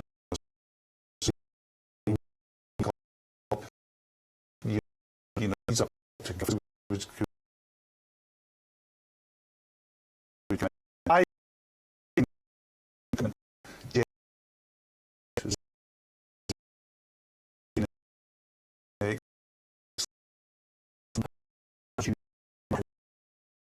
Nelson's is his career.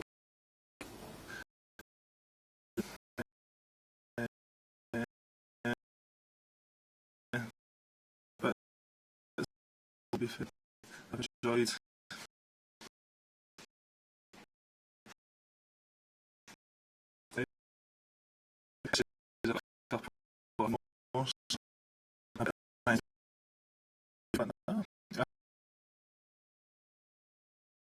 What can is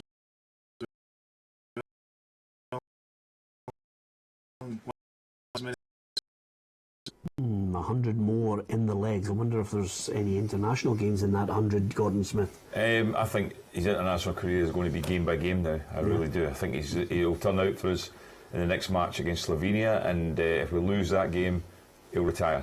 Win, he'll be back for England. He'll begin to qualify. That's what he's definitely better. Football.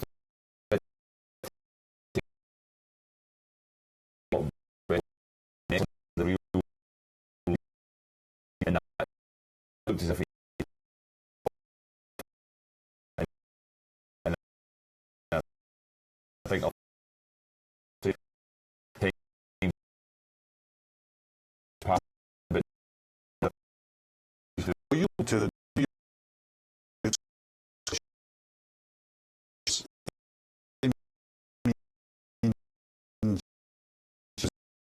very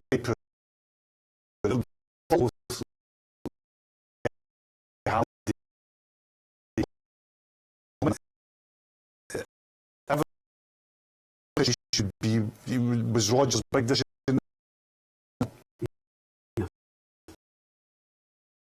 Suddenly, everything. Amazing. You know, wanted to an injury. I would play well.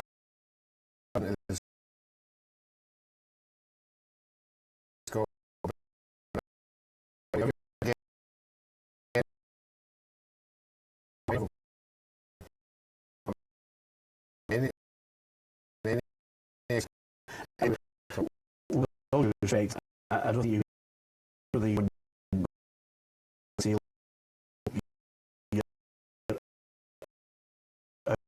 out of the songs into that camp because Cathro and Perry Kitchen have been talking ahead of that match. We'll hear from the Hearts camp and go back over all the full-time scores next.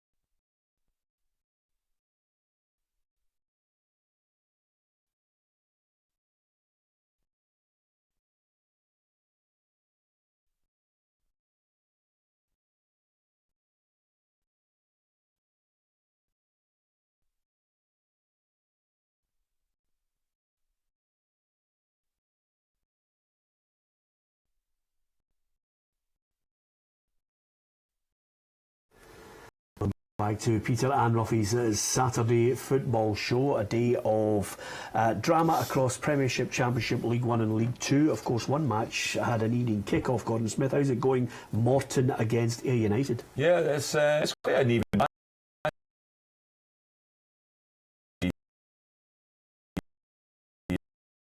Yeah.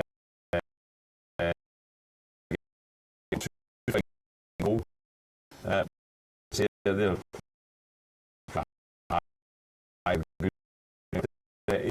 of course, so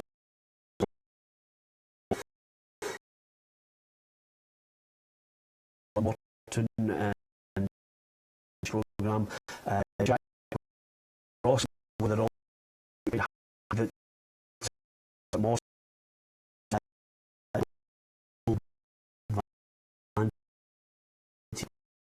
his trying to get that. Your thoughts?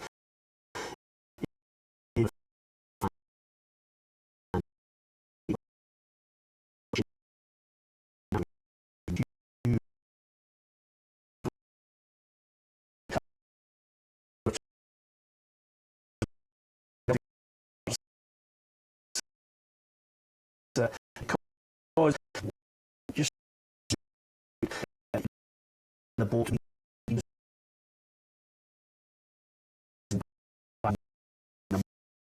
brought enough players in, brought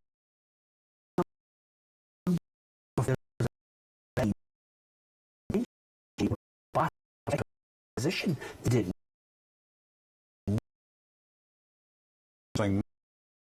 my view again by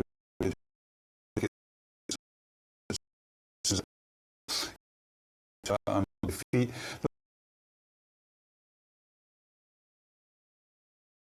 The thing about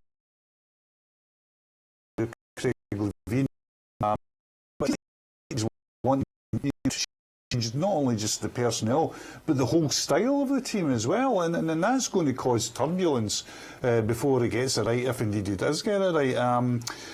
Yeah, I was surprised at the range of changes made at Hearts, certainly in terms of personnel and in terms of playing as well, because it seemed to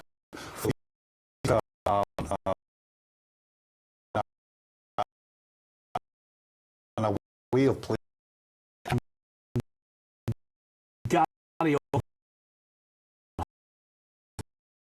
nothing for Morton. Yes,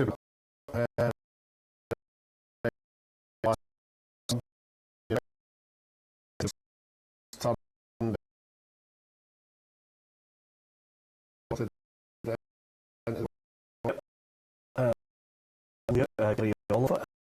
Okay, it's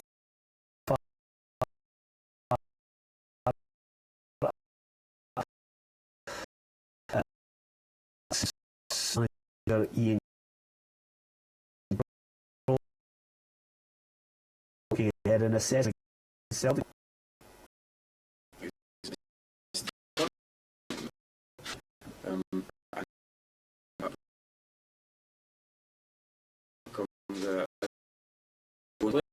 Fight to win the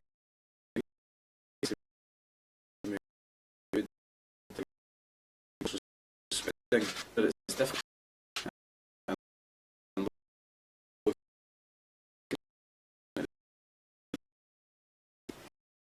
I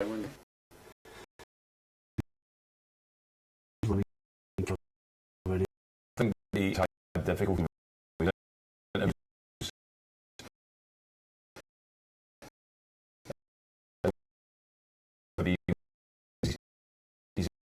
you can actually what should I say to make it positive for fans and play 15. I think if I had someone was actually to advise him exactly these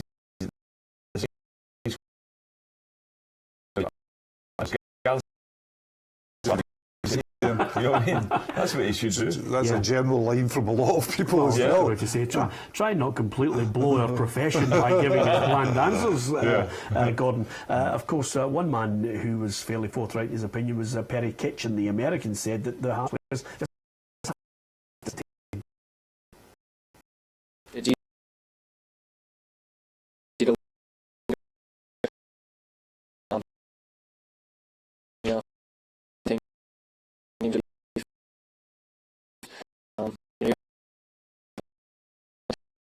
said when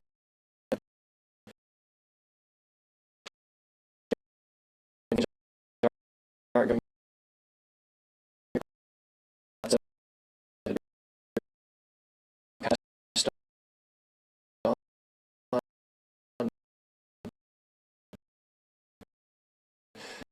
leadership. But it's slow.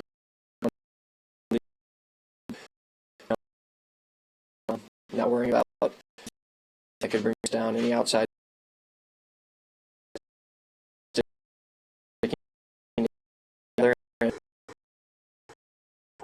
Arving, you see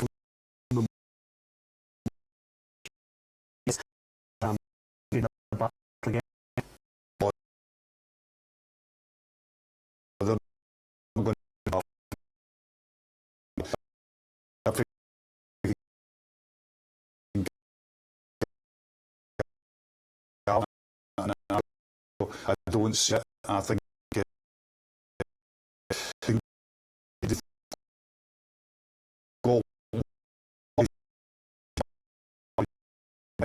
we can remember might even be was a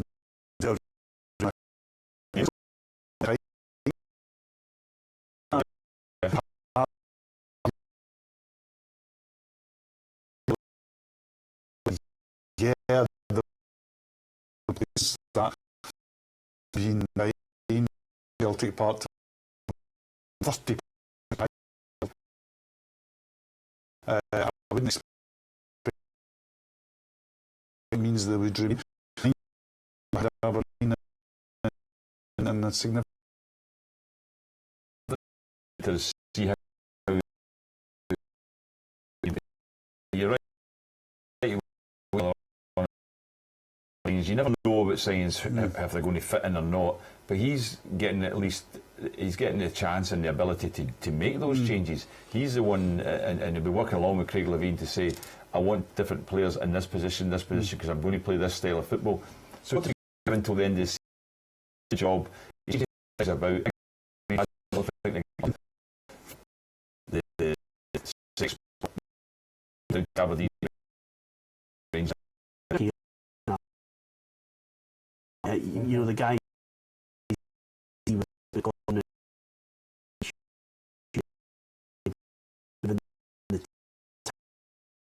there's an additional in the summer else in throws 6 stars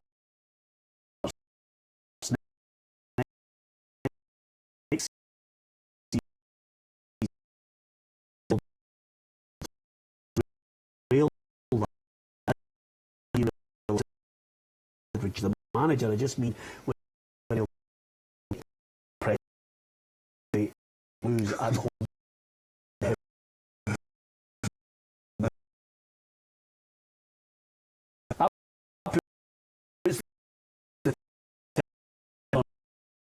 I agree with Gordon that we should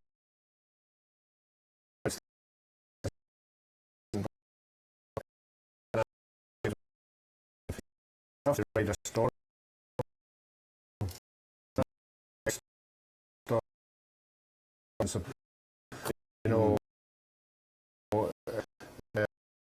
You know, and once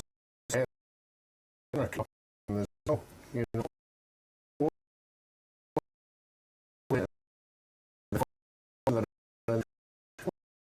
might not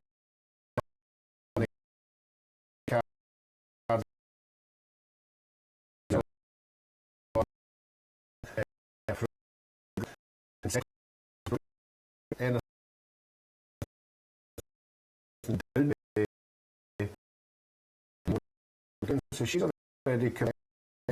That's a Okay, how do you see it going? full house, I think.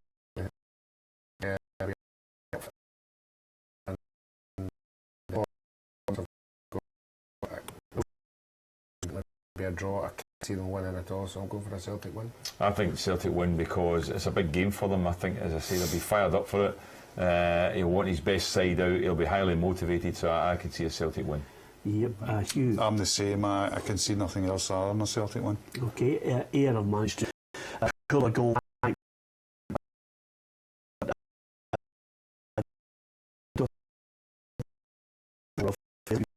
A good day.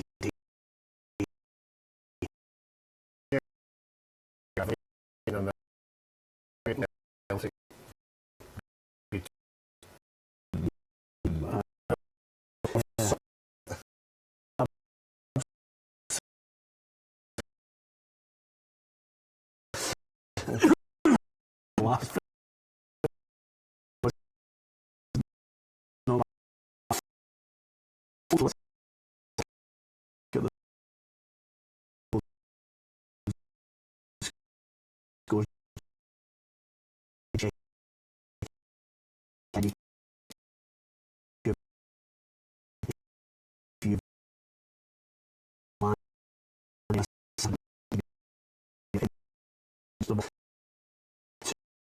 Two matches.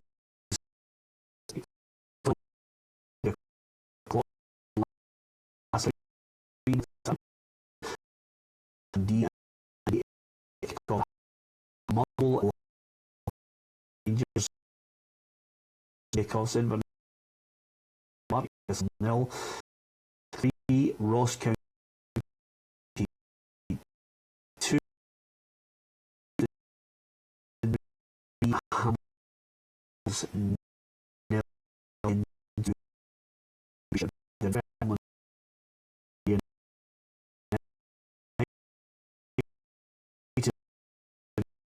the one Wraith Rovers and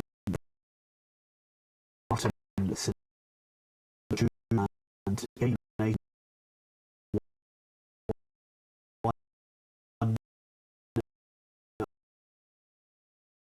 goal on that championship match that kicked off 2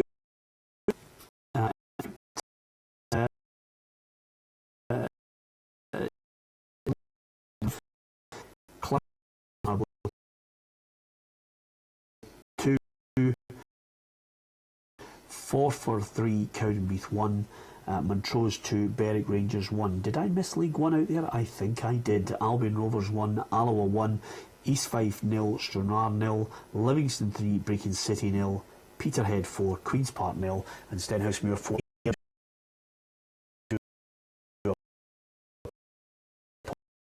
Apologies to the FA Cup, which for teams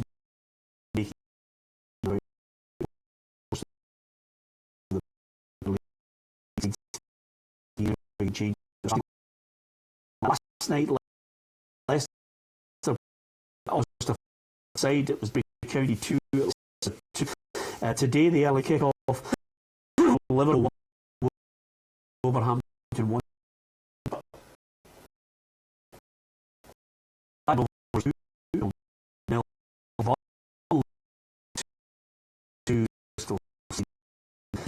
Safe Brentford 0 Crystal Palace 0 3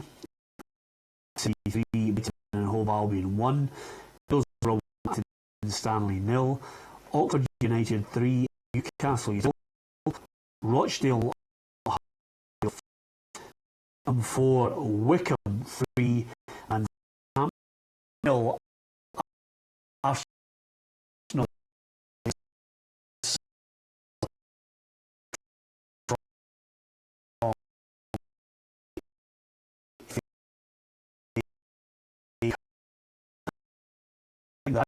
the FA Cup against thing. How can Tottenham out the full team in an FA tie against a low division? But they ended up, they brought on, I think, players. And ended up in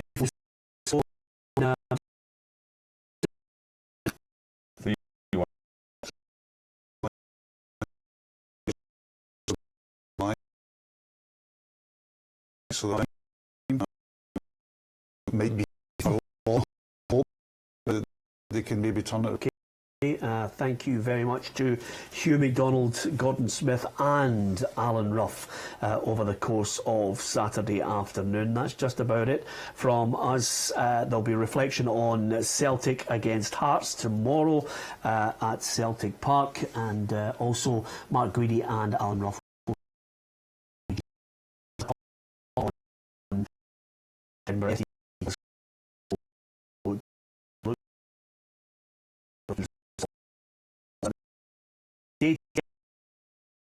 to WTS